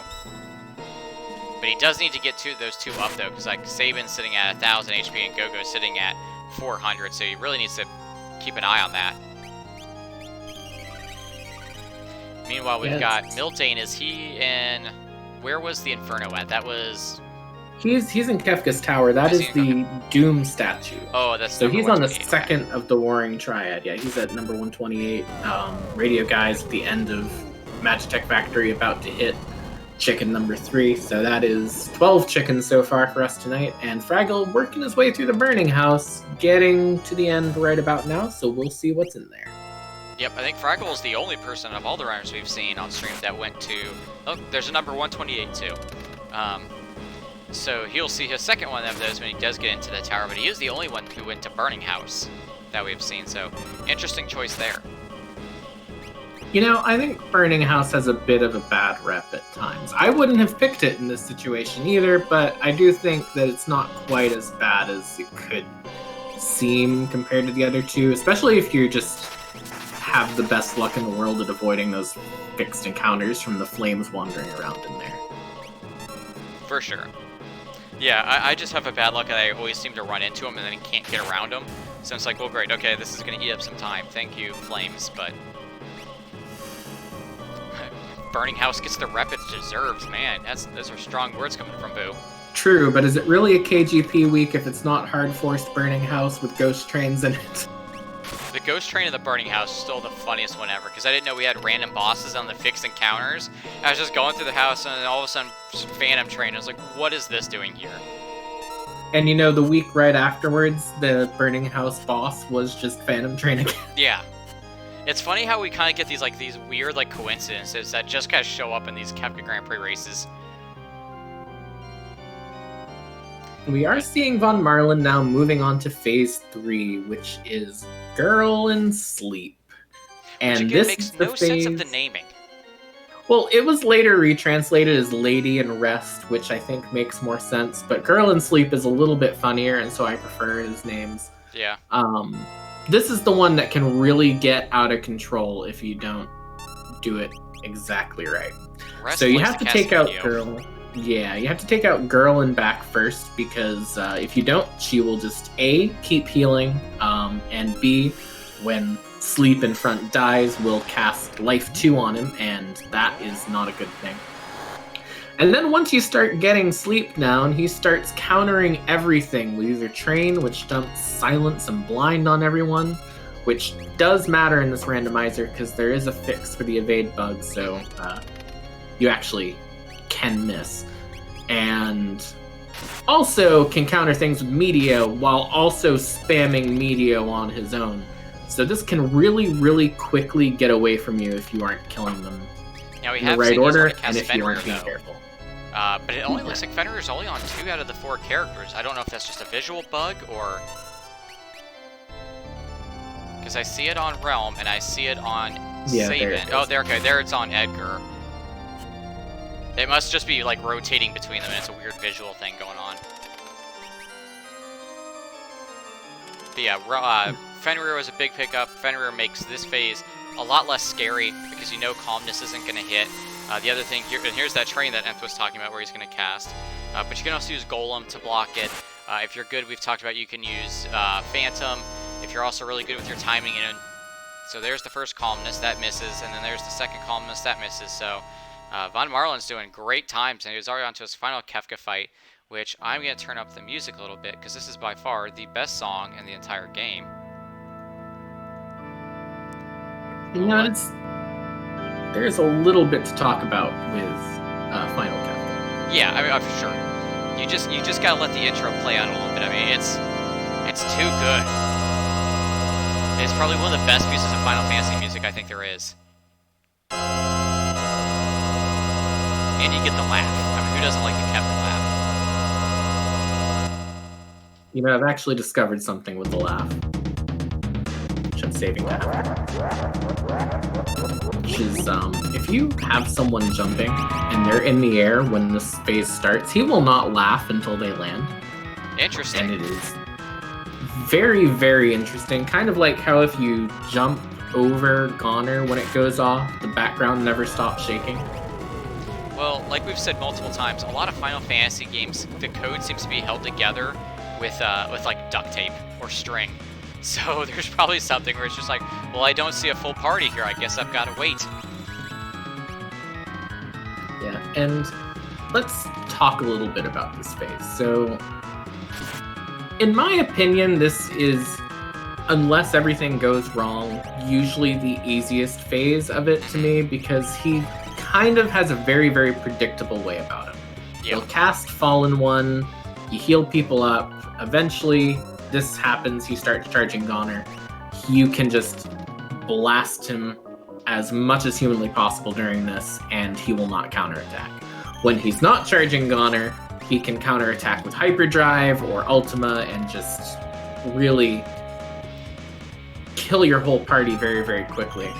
So what you might see people do, and what I know Von Marlin is a big fan of in terms of getting through this fight, is you might just see him get through this Goner phase. If he doesn't kill it before then, which he won't, he might actually hold off a little bit. Yeah.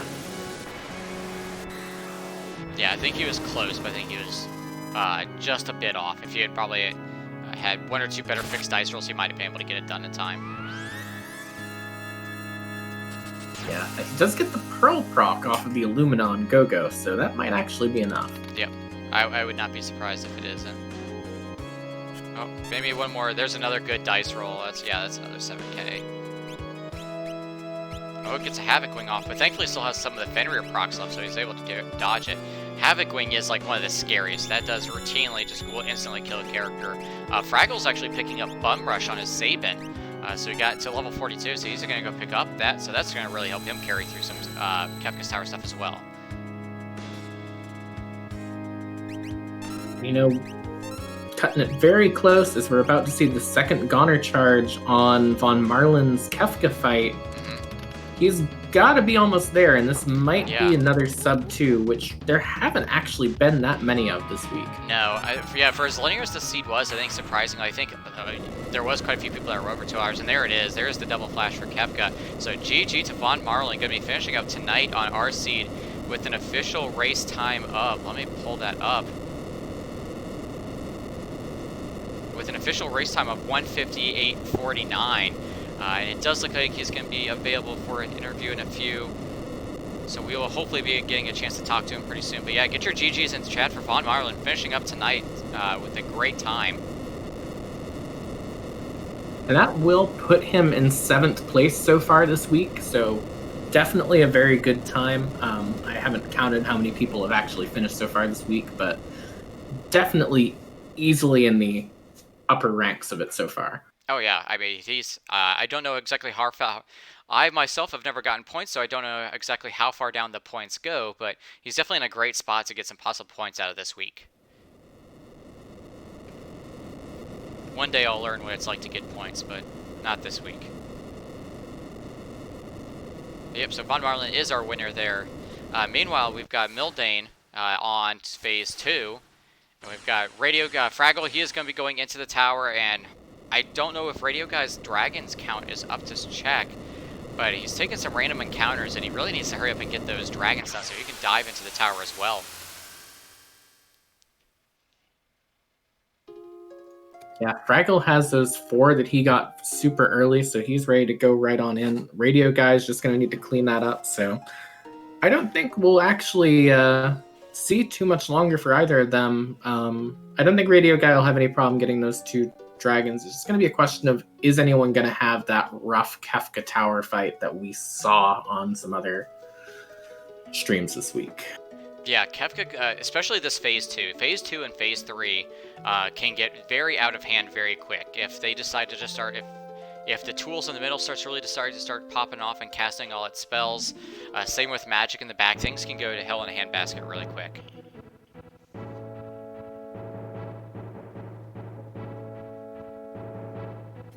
I'm going to be interested to see what dragons Radio Guy picks up. I'm assuming Narsh Snowfield. I'm assuming Opera House. The question is, again, is everyone on stream tonight just going to do both of those dragons that are in Kefka's tower?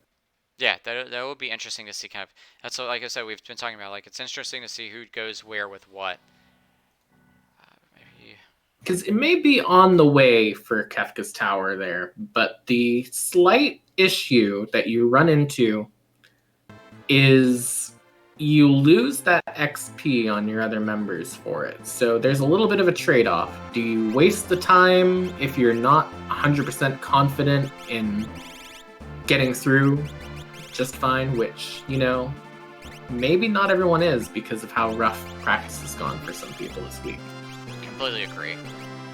I'm interested to see, I don't know if Radio Guy is just debating, like, because he's just kind of standing there. I don't know if something came up or if he's just debating what dragons he wants to do. He said in the race channels he had to take a quick break, so he'll be back very, very soon. Okay. Meanwhile, we've got Mildane on phase 3. He does have one person down, though, so I assume he's going to try to get his lock kill. Ooh, maybe not. See, this is where things can really start to get scary, because if you don't get them down pretty soon, they're going to start casting Meteo, and it's going to be really hard to cover.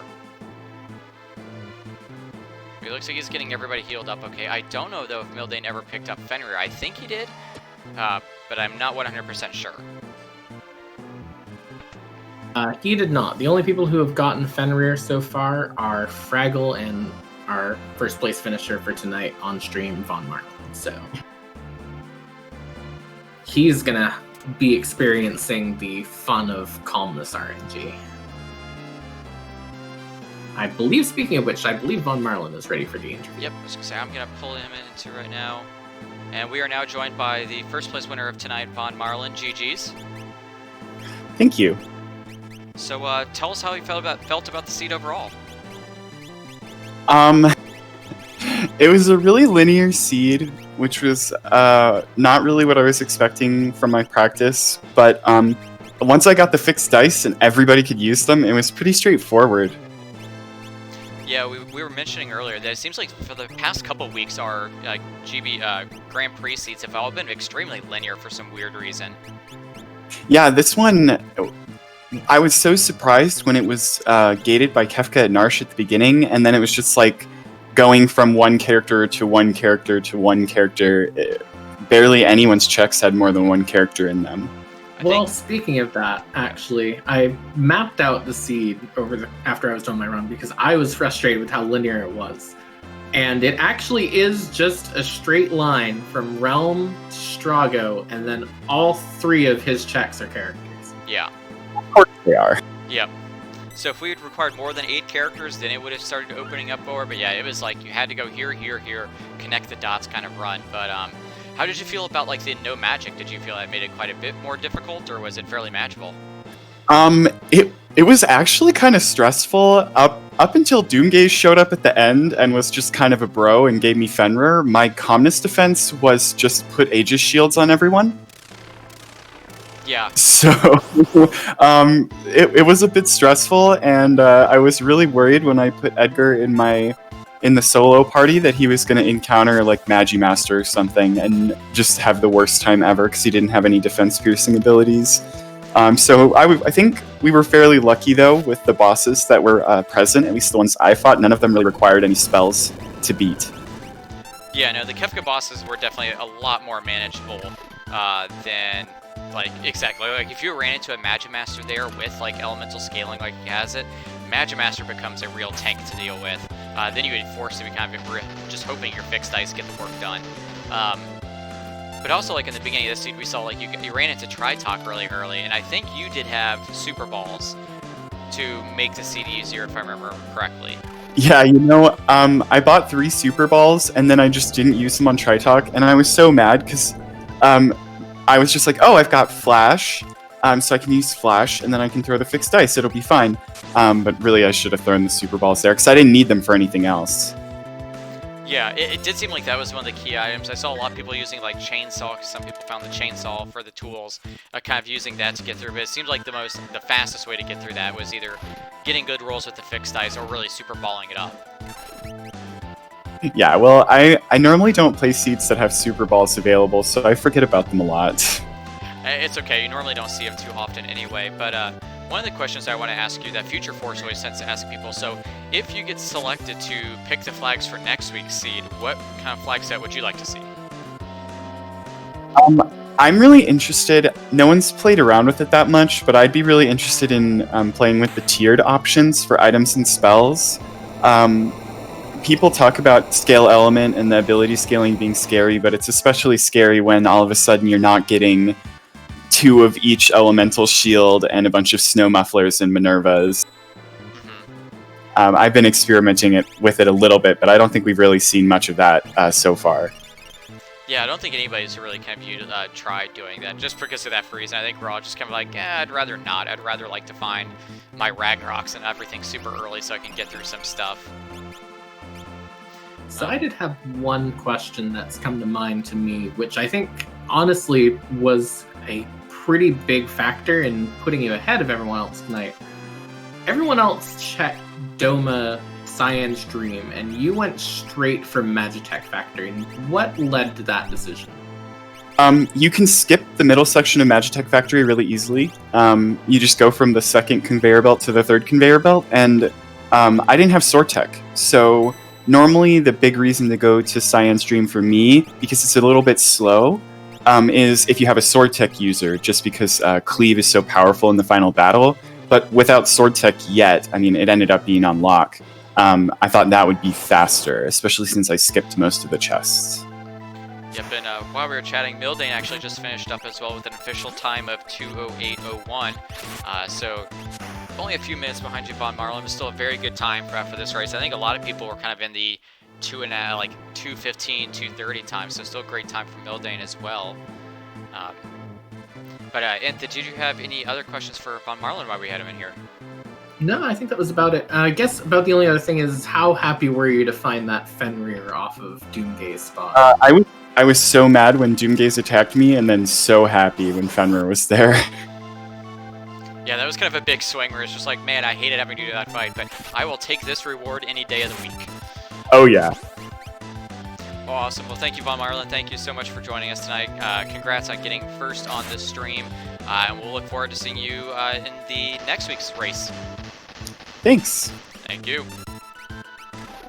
All right, and while I reach out to Mildane to see if he is going to be available for an interview, we've got Fraggle taking on, I believe, the last dragon in that he needs, and I believe Radio Guy looks like he is about to be diving into Kefka's tower as well, so just getting his party set up.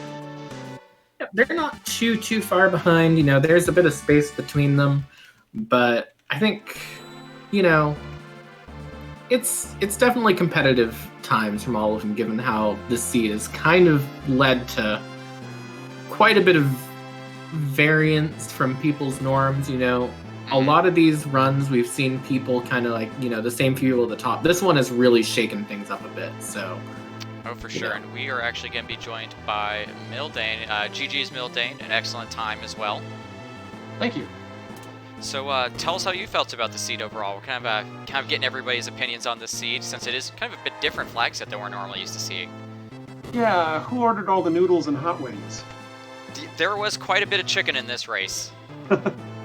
I enjoyed the no magic seed. I've been very consistent, coming in between about 155 and 210 on the practice runs I've done. So I think this is pretty good for me anyway. So in your practice races, did they tend to be as linear as this seed was, or did they tend to be a little bit more open like we're used to normally seeing? They usually, this is more linear than I've tended to see in what I was practicing. But yeah, I was kind of surprised with the mandatory Kefka at Narsh and Magitech Factory. Kind of a headache, slow down there, but still managed to speed up in the end. Yeah, I think that's where a lot of people ran into kind of the slowdown on their seed as well, since Tri-Talk is not fun, especially when you have a no magic seed. You kind of were reliant on either the fixed ice, the super balls, or just grinding through it with the chainsaw. Yeah, I lucked out and got a bunch of super balls early from Figaro, so the early game was real nice. For sure. So, kind of going back to the future force question we always ask the runners. So, if you were picked to do next week's flag set, what would you like to see as a flag set that's chosen? Well, as it turns out, I was picked to do next week's flag set. Oh, okay. So you can take a look at what the flag set is coming up for next week right now. We have actually not had that before, where the person we asked was the one who got picked. Yep, so I kind of had the idea of doing a more dragon-heavy seed, so I decided to combine that with, we'd had a discussion about slots on Discord a couple of days ago. So this is it's a 7/7/7 seed with shuffled abilities and half of them being slots. Are you going to do my boy Gao Go-Go dirty like that again, where I'm going to get a double slot Go-Go? It could happen. Like last week, just seeing my boy Gao with double slot, I was just like, all right, back on the ship, you go. Mm-hmm. Yeah, I know that's a possibility. It's slightly over half of them are going to be. I was gonna say it's probably a pretty good possibility for him to have double slot when half the slots are slot. Mm-hmm. But everything else is it's the others are all vanilla, so there's not going to be like health or no shock or anything like that. Yeah. Shock is one of my favorite abilities. When I find shock, I'm like, all right, we're in a good spot. Yeah, I miss the realm shock seeds. Oh yeah, she can just like carry a seed by herself. Mm-hmm. Nth, do you have any questions for Mildane? Yeah, I think this is going to be a question I end up asking everyone tonight.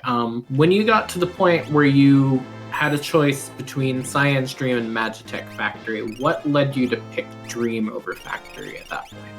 I'm just slightly partial to Cyan's Dream, and I knew I could nope out if I saw that it wasn't going to be a character, which I did. Yeah, you were... Magitech Factory, the character doesn't come to the very end, so... Yeah, you were one of the only, I want to say, 2 people who we saw go into Cyan's Dream over the course of the... 7 out of 8 people did.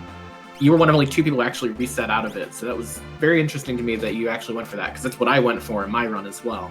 So, yeah, I thought about keeping Siren for Kefka Tier 2, but I decided it wasn't worth the time investment of finishing off that track. Yeah, good point. So now so I guess with no magic, do you feel the final Kefka fight, now granted this seed you have quite a few fixed dice that made it a lot easier, but without the fixed dice, do you think that final Kefka would have been as kind of manageable as he normally is, or do you think it would have been a lot more difficult not having magic there? Well, I didn't use fixed dice. I had Illumina, Ragnarok, and Jump. That's right. So I don't like to use fixed dice if I don't have Genji, Glove, or Offering to go with them. Just because I find it slow. And in terms of bringing him down, it doesn't seem too bad. It's just keeping up with all the damage he's throwing out with just items can be rough. Yeah, I mean, I think there was Mega Elixirs available on, but even then I think I don't remember exactly how expensive they were, but it was something that you could have like multiples of, so yeah, just relying on like X potions and everything makes things go a little bit slower. Yep, I forgot to buy Mega Elixirs, and I decided not to go back to restock on X potions, which I ran out at the very end, but it worked out. Mm-hmm. But well, while we watch everybody finish up, anything else on Mildane that you want to talk about while we have you on? I don't think so. I mean, this is, I always say, I feel like I'm on every week, and I always say it's a great experience getting on and learning from the streams and slowly improving. Yeah, well then hopefully we'll get to see it next week as well. for my hoist by my own petard, yeah. Yeah. We'll see that way, if it's a really bad seed, everybody like, all right, well, if this guy has a rough time with his own seed. It can't possibly be as bad as when I was practicing to make sure the scaling was at least playable. I had a mandatory Elite River where I had to fight Chupon Ultros like 5 times. Oh. That just eats up time. That just sounds like a giant time waste right there. Yeah, and you don't get anything out of it, but you had to do the check to get your next character. I did that this morning. That was quote unquote fun. Well, fingers crossed it won't be like that for the official race next week then. Right. All right, well, Mildane, as always, thank you for joining us, and we'll see you next week then. Thank you, and good luck to the rest of the runners still going. Thank you. All right, and there goes Mildane, our second place runner for tonight. We do have Radio Guy. Looks like he is finishing up either his second to last or his last dragon that he needs. That is his last one indeed. Awesome. So he is done with his dragon. So now he is going to be going on to his Warring Triad. He's not too far behind Fraggle. Fraggle, I believe, is now on his Warring Triad now, so he'll get through this. Hopefully, Fraggle is a little bit higher level as well, just from coming from the running house. So he should be able to make pretty quick work of these Triad statues. Yeah, and while he works his way through number 128 in Vargas, which should not pose him any problem whatsoever, now is also a good time to once again suggest that anyone who wants to see more of this wonderful randomizer, check out our runners tonight, give them a follow, as well as our restream team, which is, of course, myself, Classy, and our tracker Zelfer, who is currently sitting in 3rd place for the week and 1st overall for the entire Kefka Grand Prix. So if you want to see the top level play and want to see this going definitely very, very fast, then definitely give him a follow as well. Yep, and if you want to see even more of Final Fantasy VI Worlds Collide, we do have a Kefka Grand Prix show every Wednesday and Friday, same time at 7 p.m. Eastern each week. We do have our community race tomorrow, where we also have a variety of different flags that we like to have some fun with. That will be here on Randomania at the same time, 7 p.m. Eastern. We have a lot of great runners who stream this game all the time also, and like Game Boy Fan did mention earlier, if you want to go back and watch any of these races, the Randomania YouTube page has all of our prior races on there as well, so plenty of places where you can go to get the Kefka Grand Prix and all of your Worlds Collide racing needs. And also don't forget, if you're looking for more randomizer content tonight, there is the Final Fantasy IV Free Enterprise community race coming up at 10 o'clock, so in about 40 minutes. It'll be a nice, casual fun seed for their Friday night community race. So, and it sounds like what you're trying to say is, if you like Final Fantasy randomizers, or just randomizers in general, sounds like Randomania is a pretty good place to just stay tuned to. Absolutely. Make sure you give Randomania a follow as well, and also check out the YouTube, which I don't have a link handy for at the moment. Yeah, I know Game Boy posted it here earlier. I'm sure if he's still around, you can post it into. But yeah, the free enterprise scene is an excellent community. They always have great races to show off, a great group of people as well. So if you're interested in seeing free enterprise, stay tuned here also. And I know they do a lot of other great randomizers here on Randomania as well. I know they do the Final Fantasy 1 randomizer here. I do believe they do some Legend of Zelda, both A Link to the Past and the other ones here as well. So you can really get all of your randomizer needs here just by following Randomania. So I know I do. There's always something going on that I can watch. So.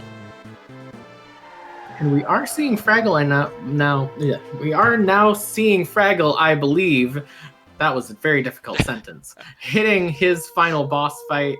Radio Guy starting on Atma at that Guardian spot, so he won't be too far behind, since we know those next 3 bosses probably won't pose him too much of a challenge. He is getting some rough magic spells, though, off of the scaled elemental abilities from Atma, though. That's doing quite a bit of damage.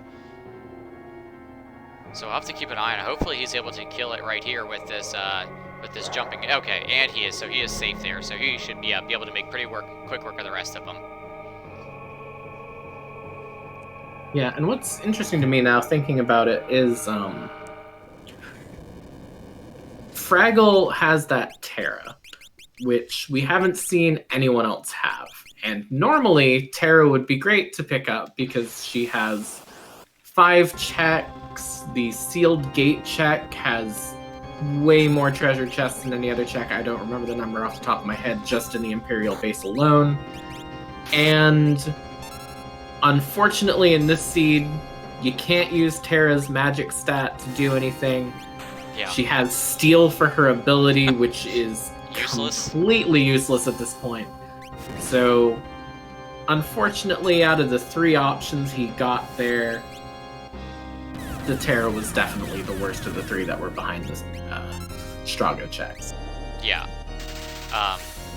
The only time I think I've ever seen Steel actually be useful is I have seen a few people steal a Mega Elixir off of Final Kefka. Oh, I completely forgot you can do that. And then they made it more useful in the Game Boy Advance version because you can steal, like, ultimate weapons off the Warring Triad and then finish the game and then reload a save and keep them. Yeah, we do see Fraggle's trying to use X-Zone, it looks like, to kill off the long arm. I don't know if X-Zone will trigger the instant kill, though. I mean, most of the time we normally see, like, Doom or Break or something like that being used. I don't know if X-Zone can do it, though. X-Zone does work, but I believe X-Zone is less accurate, so you have to cast it many more times and hope it hits. At that point, it might be just quicker to just take it down normally, then. I think it's usually still going to be quicker to use X-Zone, unless you're hitting for, like, damage cap every time. He's putting up some decent damage, though. He's starting to use Fire 3. He's got those Ragnaroks, or Illuminous, going off, and there goes Sabin, jumping like a madman. So he's putting out some pretty solid damage onto this. Yeah, it's like Mildane was saying in that interview, you know, damage is not the issue in this Kefka fight, because this seed has been extremely generous in giving everyone really, really good equipment to get through this fight. Down what goes it Jack, hasn't though, been, or his Go-Go, from a single shot. Like, here's where you're seeing, like, sometimes just if you don't have great healing, the amount of physical damage this phase can put out. Yeah, because all 3 of these can just auto-attack you for 1,000, and see Realm just goes down to 1270 just from one attack. Yeah, and here's one of those moments where it's like, if you're using fixed dice, I normally put people in the back row, just to help reduce some of that physical damage, because fixed dice does the same amount regardless if you're in the front row and back row, I believe. And even if it doesn't, the amount of damage is still normally high enough that I'm like, okay, I don't have the greatest, like, defensive equipment, you're going in the back row. And I think he has, although Tier 1 does have that nasty trick where he can cast Reverse Polarity and swap your rows around whether you want it or not. So sometimes that doesn't even end up helping with Tier 1 too, because he'll just say, okay, you know what, I don't like these rows, I'm going to change them so I can bop Realm in the face for 1200 again. Yeah, really lucky there to block the vacuum shot. Jack, meanwhile, is jumping or Boo's all the way up there in the air. He just jumped up to the next phase. He's just like, I'll see you guys up there, and jumped up there phase 2. But and that's fair. Sometimes you're having a rough first phase. Everyone wants to just jump up to the next one. You should have something programmed into this game where if everyone has jump, they can all hit jump and skip a phase. Just be like, yep, now on to the next one. Have you ever wondered about what they're standing on, though? Like, look at them. They're standing in the middle of, like, just empty air. It's like, where was this the rest of the game, where you guys could just stand in empty air? Realm's getting really low in HP. Yeah, 40 is a very scary point. And I believe that X Zone just hit Tool's first try, so that's at least an upshot for him. And he used Siren, I think, to try to do the same thing as well, just in case it didn't land on Tools. I believe Siren casts an AoE mute, and that will take care of magic in the back, so you won't have to worry about all those spells. So just the power of those two alone has basically cut this fight in half in terms of his damage. Now he just needs to kill the Tiger Head and then decide what he wants to do from there. Yeah, Mute is, Siren is not one of those espers that I use too often, so I could not remember what status it caused. It is nice to starting to see us using more and more like different ways to cast like these elements or these statuses that can kill or take care of certain parts of this boss. So I might have to start keeping in the back of mind, hey, Siren can be used to mute magic in the back. Yeah, it's been really neat seeing as the community's been developing, people coming up with these newer strats that are just, oh, I have this Esper that I can just do it instead. I should probably pay attention to that. And I think that's slowly gaining more and more momentum in the community. Yeah. So I feel like compelled that I should probably memorize what every Esper does at this point. But, I didn't know about Siren doing that until tonight because I'd forgotten entirely that was even an option. So again, this is the kind of ingenuity we're starting to see. Exactly. And I think that's kind of... Did you just cast Ex Medio? Okay. He sure did. Fraggle's casting a whole bunch of stuff we rarely see. So it's gonna be interesting getting to talk to him. Was that a Crusader summon? I don't know, but that is probably not what he wanted to see. Meanwhile, it does look like Rogue had to reset as well. That was rough. I don't know if it was Crusader summon from Magic Items saying that is bad. No. That is losing the lottery. You hear about winning the lottery. That is the absolute worst outcome you probably could have gotten there, honestly. For sure. And he does have plenty of Phoenix Downs, but now he's going to play this game where he's just like, okay, well, I need to Phoenix Down them, hope then that they don't cast something that instantly kills that person I'm going to get up. Because I've noticed this game has a very uncanny ability to instantly know who you just Phoenix Downed and then attack that person right away again. Yeah, and then you just end up in that infinite loop of, okay, I'll raise them again, and then you don't end up actually getting him back up. It seems like things are starting to stabilize. He does get hit down in the front. There's 10 hits coming out. I think that leaves just Magic in back, who's muted. So he can recover from here pretty easily, but that was just a very, very unlucky thing to see with that. Yeah, we got some extremely lucky blocks there, too. I mean, Sabin was only at 361 HP, but he blocked every single hit that came at him. Yeah, that need to get people healed up. That's the kind of RNG you want to see after getting the RNG you don't want to see. Yeah. Gives, it takes away. Yeah, that was. If he fully recovers from this, that'll have been the moment of this evening when gets Crusader summoned, kills 3 out of his 4 party members, and still comes back and gets it down. He needs to get some healing, though. I mean, I get that he's pushing forward, but he could get right back into the same loop with another bad spell. I think the reason why he might not be healing is because of Magic's death counters. We're seeing Magic is dead now because he can actually cast spells. Yeah. And because he knows that quarter will be coming out, he might just think, okay, healing here is going to be a bit of a rough time. I might just have to go up to the next one and hope I don't see Murton right off the bat. Yep, it looks like that's what he's going on. Or he's just run out of healing items, which I hope that's not the case, but he is on. Meanwhile, we got Radio Guy finishing out Vargas, which is one of the statues, if I remember correctly. So hopefully he'll be getting on to his final Kefka fight soon. It is Goddess statue, so it is the last one, so he is actually about to step onto the tiles to start as well. Awesome.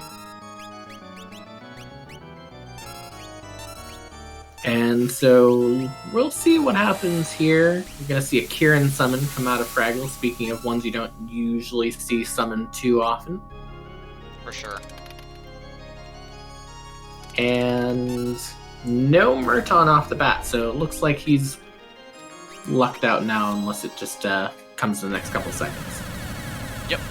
So yeah, hopefully he'll be able to recover here. He's going to Bum Rush, probably to get Curl down fast. Bum Rush doing a large chunk of damage there.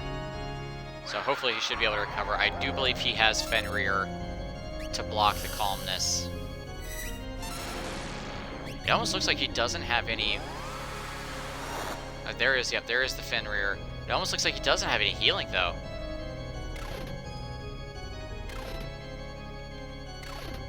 I think that's a distinct possibility, or he's just hoping that Kieran ticks up enough to help. But if he's run out of healing, I'm not sure how he gets through this.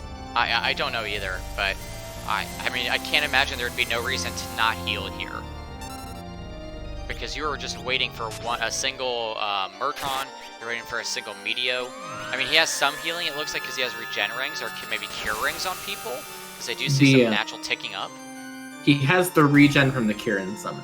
Okay, and that's what healing. And he does hit Calmness, so it looks like he's going to be okay. I mean, he's still, maybe he can rush down before Goner goes off, but I mean, he's still kind of in a spot where nobody's surviving through that Goner unless he has some healing. You know, I will say that no matter what, this will have been one of the more interesting final Kefka fights I've seen in a long time, because getting Crusadered from the Magicite, having to summon Kieran as your healing and hope for the best, and lucking out basically through all of Tier 3 is just really, really fun to watch. I guess fun is one way to put it. It's something, all right. We'll go with fun for the purposes of tonight. But one thing that's worth noting is out of everyone who did Ebbett's Rock, Radio Guy is the only one who finished Cyan's Dream. And Locke has Sword Tech, so he has access to that cleave and that guaranteed instant death on both of those. So I think he might actually have an easier final fight than everyone else has had. Yep, and he does have quite a bit. I mean, it looks like his HPs he's got a little bit more HP than most people did coming into it. So yeah, he should probably be fine. He's got that Quadra Slice going too. Not putting out as high as damage you'd like to see, but still doing solid damage. Yeah. I don't know if he has that fixed dice on someone, because I haven't really looked at his screen in a while. He's drilling with Go-Go, I believe jumping with Edgar, so and then Bum Rushing. I don't think he has that fixed dice. Fraggle did have X Potion, so he was just, I guess, deciding to play it risky, maybe because he's short on healing, where he's just like, look, I'm not going to be able to heal this and then have healing ready for Final Kefka for Goner, so he might have just lucked out there. Or just been confident that he could kill it before something bad went wrong. I mean, I guess that's an option. It's not what I would take because I'm just too risk averse for that, but it's paid off. And he's getting unfortunately bad luck there with the incorrect blitz input, but there's the flash for Final Kefka. So he, like a champ, dodges that line and gets everything up. So get your GGs in chat for Fraggle with one heck of a recovery from the Final Kefka fight. Let me see if I can get his official time in. So Fraggle with an official time of 2:32:13.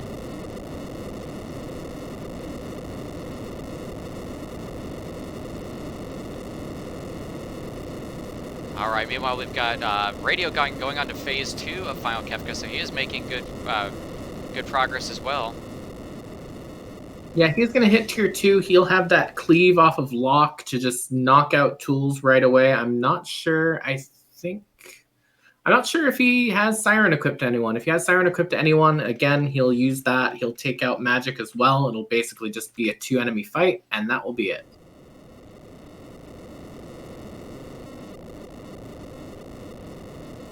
So we're about to see what will happen in there as we're getting Fraggle in for an interview. Haven't seen Siren, so I'm just going to go ahead and assume that he does not have that.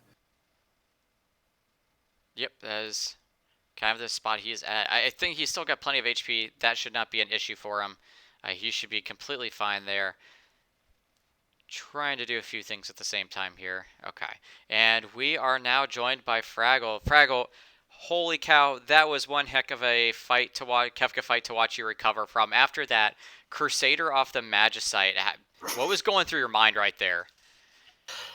The Magicite was just sod it, let's throw it. I might get Starlet, but no. You recovered nicely, though. Thanks. I hope someone clips that, because I honestly burst out laughing when it happened. Yeah, we just saw that. We were like, wait, what just happened? What were? And then finally Zelfra in the chat was like, yeah, that was Crusader summon from a Magicite. And we were like, oh, that is like the worst possible luck that could have happened. I'm just glad Edgar had the hit points. Yeah, so how did you feel about the seed overall? I did not like the fact that the first bit of progression for characters, to really break it open, was Kefka at Nash. Mm-hmm. That was just, ugh. Yeah, that's never But fun. apart from that, it went alright, really. I mean, you got, with the scaling being the way it was, fighting the amount of bosses while you're trying to clear some of your checks, it just put you to roughly where you'd be on normal progress times 2, I found. Mm-hmm. My final levels were pretty much the same as what they'd be in our normal weeklies. Yeah. Tell us a little bit about the Coliseum, because I noticed, I think you're the first person I've ever seen on stream to actually go to the Coliseum. So tell us a little bit about the strategy and the thought process there. With the Coliseum in the randomizer, it basically, you've got your item pool, and like in the vanilla game, you bet like the Ragnarok and it gives you the Illumina. In the randomizer, as you've seen, I bet an eye drop, and I believe that ended up as an Aura Lance. So the plan was just buy loads of cheap crap, do a few fights in the Coliseum for about 5 or 10 minutes to let the scaling progress, so killing enemies would actually give you a bit better experience, and just see what turns up. There's been like people have found stuff where they've had like fire skins have become offerings and things like that. So in a seed like this where there's no magic at all, and the Espers, you aren't even guaranteed one which has got a stat boost on, it's always worth the shot in the dark while you've got like dead time. Because in those 5 or 10 minutes, the only thing I would have been doing, probably, if I'd known to go to Kefka at Nash first for a character, would have been going up there and waiting through all the walking about before getting to it. Yeah, it was exciting to see. I don't think, like I said, we've not seen anybody on there, so that was extremely fun to see. Nth, did you have any questions for Fraggle? No, not tonight. I did have one. What draws you to Burning House over the other 2 Strago checks? Because you were the only person over both streams that did Burning House, and I'm wondering why you prefer it. Well, Casa del Fuego is like the hot place in town. It's lit, so you gotta go. Maybe if you get blinds and you get them cool shades on. That is the best response I could have hoped for. Thank you. That was truly epic. Thank you, Fraggle. The reality, though, for going there, especially in this seed, was the only magic you had was off a cursed ring and elemental shields. And unless you found the Super Balls early, the Fanatics Tower's not really optimal. And Ebert's Rock is up there with Zone Eater and Kefka at Nash for ew. So, Burning House it is. Fair point. Yeah, I know it was interesting. I think we saw almost we saw all 3 checks come off of Strago, and all 3 of Strago's checks did lead to the final character as well. So it really was kind of like the preference point there for which one you wanted to go do. So it's always interesting to see kind of different people's thought process on. Because as we know, none of Strago's checks are really great. So it's always interesting to see, like, okay, well, when you first get them, which is people's first inclination to go to. Yeah, burning house always, just because, like Kefka at Marsh, if you get good random encounters in the flames, you can go in there at level 5 and come out at level 15. Yeah. And that just gives you a nice little kick for the rest of it. Yeah, that's always my thought process too. I normally do like Burning House too, because like I can always use that extra experience. Extra experience is never a bad thing, and I'm pretty sure I can make up the time elsewhere. So Exactly. awesome. Well, GG's Fraggle. Before we let you go, Thank you. anything else you'd like to tell the stream? It's the usual. Praise at me. Join us, people. It's fun. And most of all, boo Jack. I'm right there with you. Well, thank you, Fraggle, for joining us. It's been a pleasure, and we look forward to seeing you next week. Thank you. See you guys. See ya. All right, and now we just have Radio Guy, who is on to his third phase. Now it looks like he's having a bit of trouble though. He's down to just his lock, so I really hope he has a way of getting the rest of his team up though. Yeah, I mean, oh, Medio is not what you want to see here. But he gets a block. And he's in like the worst possible time to try and fix things, because he can't just start using Phoenix Downs or he's just going to get Medioed again. And every time that Medio goes off, he risks losing that lock as well. So I think his thought process right now is, I have to kill this here or I can't make this. Yeah, he's in a really tough spot either way. 35 health lock is definitely a scary thing. It does use Empower to get that health back, so that's a huge plus. Yep. We'll see. It takes another Medio to the face, though. Down to 700 HP. He's going to use Empower again. This is a tense moment. It's one of the only times where you're just sitting there and like, I hope I see Train over and over and over again. Yeah, and now he's kind of at the spot now where every single time he gets Medioed, he's going to have to Empower to deal with it. I don't know if he has a way, and he only gets, there's the Calmness, and if oh no. Oh, that's awful. Well, it looks like Radio Guy is going to hopefully give it another try. But since we do have the free Enterprise race coming up right after this, unfortunately, we are going to have to kind of end our stream of the Worlds Collide, so that way free Enterprise can start on time. But we do want to do a kind of a quick wrap-up of this week's seeds, kind of talk about where everybody is. And if you do want to continue to watch the rest of Radio Stream, you can please feel free to go join him on his channel. We are going to post his channel right now if you want to continue to see the rest of his run. I know he would appreciate having anybody who wants to come follow, watch the rest of his Kefka's Tower fight. But let's kind of do a quick recap of where we are at the end of this Friday. We do technically still have one more day of racing that is available for some runners, but Anth, I believe you currently have the top 3 times as of now. Is that correct? I do. Top 3 times so far. Right now we have Jack in first at 139.46. We have Boo in second at 142.43. And we have Zelfer in third at 144.56.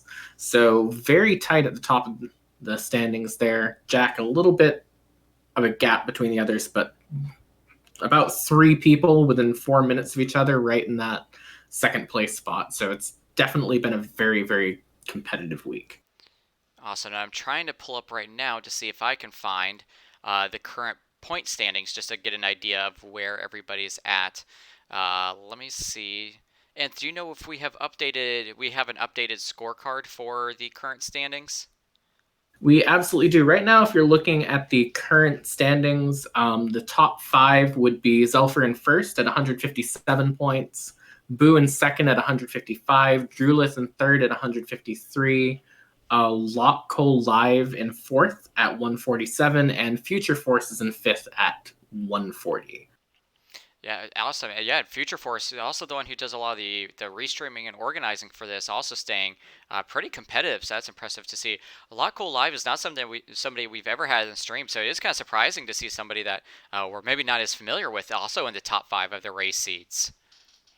Yeah, so look forward to changing that if he stays up there too, because he'll be in that Final Four at that rate. Yeah, and then we would get a chance to see him on stream. Earlier, we were talking about Flurry being one of the people who is in the finals of the Free Enterprise Highway Zema Zone. Flurry is also in this as well, so it's always interesting to see the amount of runners who run both and kind of the crossover as far as like they do share some similarities. So it's interesting to see who can kind of really perform at the top level in both this and in Free Enterprise, as well as any other randomizers that might run also. Yeah, there's definitely quite a bit of overlap. The Kefka Grand Prix has definitely attracted a lot more players over to the Worlds Collide community, so it's very, very good to see. It's always nice to see the community growing and can only keep going up from here. Yeah, and I do know as far as like seeing more people move back and forth, and I do know also I've been convincing people, hey, if you like Worlds Collide, also try Free Enterprise. It's a great race. They're a great run, a randomizer. There's also the Final Fantasy V if you've never tried that, called Career Day, where a lot of these skills are kind of transferable amongst all of them. So it's always fun to see kind of that I'm going to use cross pollination. I know that's not a word, but that's the best thing I could think of on the moment. But also, in the near future, I have been talking to some people, and we might be trying to get possibly some sort of relay race together, and possibly try to show off kind of some of the top runners from all three of the games too. So if that's something you're interested in, keep your eyes out on Random Mania. Keep your eyes on the different randomizers, because that's probably coming in in the near future. Trying to give Radio Guys much time to try to get this done, but I don't think he's going to be able to get it done before we're going to have to cut for ours. But we'll kind of give him just the last few minutes, let him see how far he can get as quickly as possible. Yeah, he's struggling with damage. I don't think he found that fixed dice that everyone else has. I actually think he's the only person who didn't get the Thief in the Woods spot in Zen. And that's kind of proven to be a problem here, because, it is a problem when you don't have that healing, but if you then also don't have the damage as well, it compounds in just a way where it can be almost impossible to keep up. Yeah, and especially without any really good, strong healing to keep up with the healing, then you're constantly like, I'm not doing enough damage, so I'm taking more damage because the fights are lasting longer, and you have a limited stock of healing items, so you kind of really get in a bad spot there. Yeah, I know I went out of my way to sell as much as I could just to have extra mega elixirs for this, so it was definitely a difficult time. Yep, but he's making good time. I mean, there's the hasty that you hate to see, but he is going to cast Siren again to get that mute off. Hopefully he'll be able to push through the damage. Doesn't look like the spells are doing too much to him. He is using, surprisingly, I mean, this is something that I think we also saw Fraggle do, and Fraggle's really kind of one of the first people I saw using this, using Edgar's mantra to do a little bit of healing, but more importantly, it cures all the status ailments off of every other person in the party. So even if you get trained, you just status ailments all this off, and you get a little bit of a healing bump out of it too. So it is good to see him using that technique as well. Yeah, and it kind of shows how you can know all the little... You can know quite a bit about the game and still learn these new little things here and there. You don't see that happen that often. It might just be a fact that you don't see Blitz that often these days, but there's there's always something new to learn like that. Yeah, and it's one of those things that's like, okay, mantra 90% of the time, 99% of the time isn't going to be that useful, but there's going to be times like this where you're just like, oh man, I really need to get the status ailments off. Oh, that's right, I have mantra on Edgar, or on Sabin, I can clear all this off, and that's where it really comes in clutch. So it looks like, I mean, he's doing decent damage with Edgar doing the jumps. I mean, he's getting about 4,000 off a jump. I just don't think everybody else has the jump to really kind of make that deal enough damage to keep up with it. He's going to block the imp, which is good, especially because it was going to hit Sabin, but Gogo could always use the mantra as well. Yeah, and I think the problem last time was that he ended up with just the lock, and the lock is probably in this case the weakest of his 4 party members. Yeah. Gogo's not always great. If you don't have magic, a lot of what makes him strong is that he can use any magic that's in your party, but he can still mimic whatever you're doing. And that lock is really only able do that much damage with sword tech. Like, he just swung for 862, so he needs that charge time, which things can still attack you because sword tech charge time doesn't pause the ATB. So it kind of was the perfect storm of bad conditions for him there. Yeah, I think you're right. I think you're exactly right. I mean, he did move the lock into the back row, so that's why he's probably doing a little bit less damage. But yeah, when sword tech is only putting out about maybe, I think he was swinging for about 1,500 each time, which is not kind of the damage you expect to be seeing out of that. But in order for Free Enterprise to cut up on time, we are going to have to end it here. Again, if you do want to cheer on Radio Guy to see the end of this race, please go join him over on his stream. Give him all the support he'll need. But for those, for me and for Nth, thank you so much for joining us tonight. Again, thank you for Atma Tech for making this amazing randomizer and being so up to date on getting everything updated for it. Thank you, Nth, for commentating with me. Thank you, Zelfer, for doing an excellent job tracking tonight. Nth, any last words? Just good luck to Radio Guy, because he's definitely putting in a really, really good effort, even despite the couple of issues he's having. Yep, I completely agree. Have a good night, everybody. We will see you Wednesday night for the next week's Kefka Grand Prix, and then I will be back on Friday with the Friday edition. And don't forget to watch tomorrow for the Community Rice. Have a good night, everybody.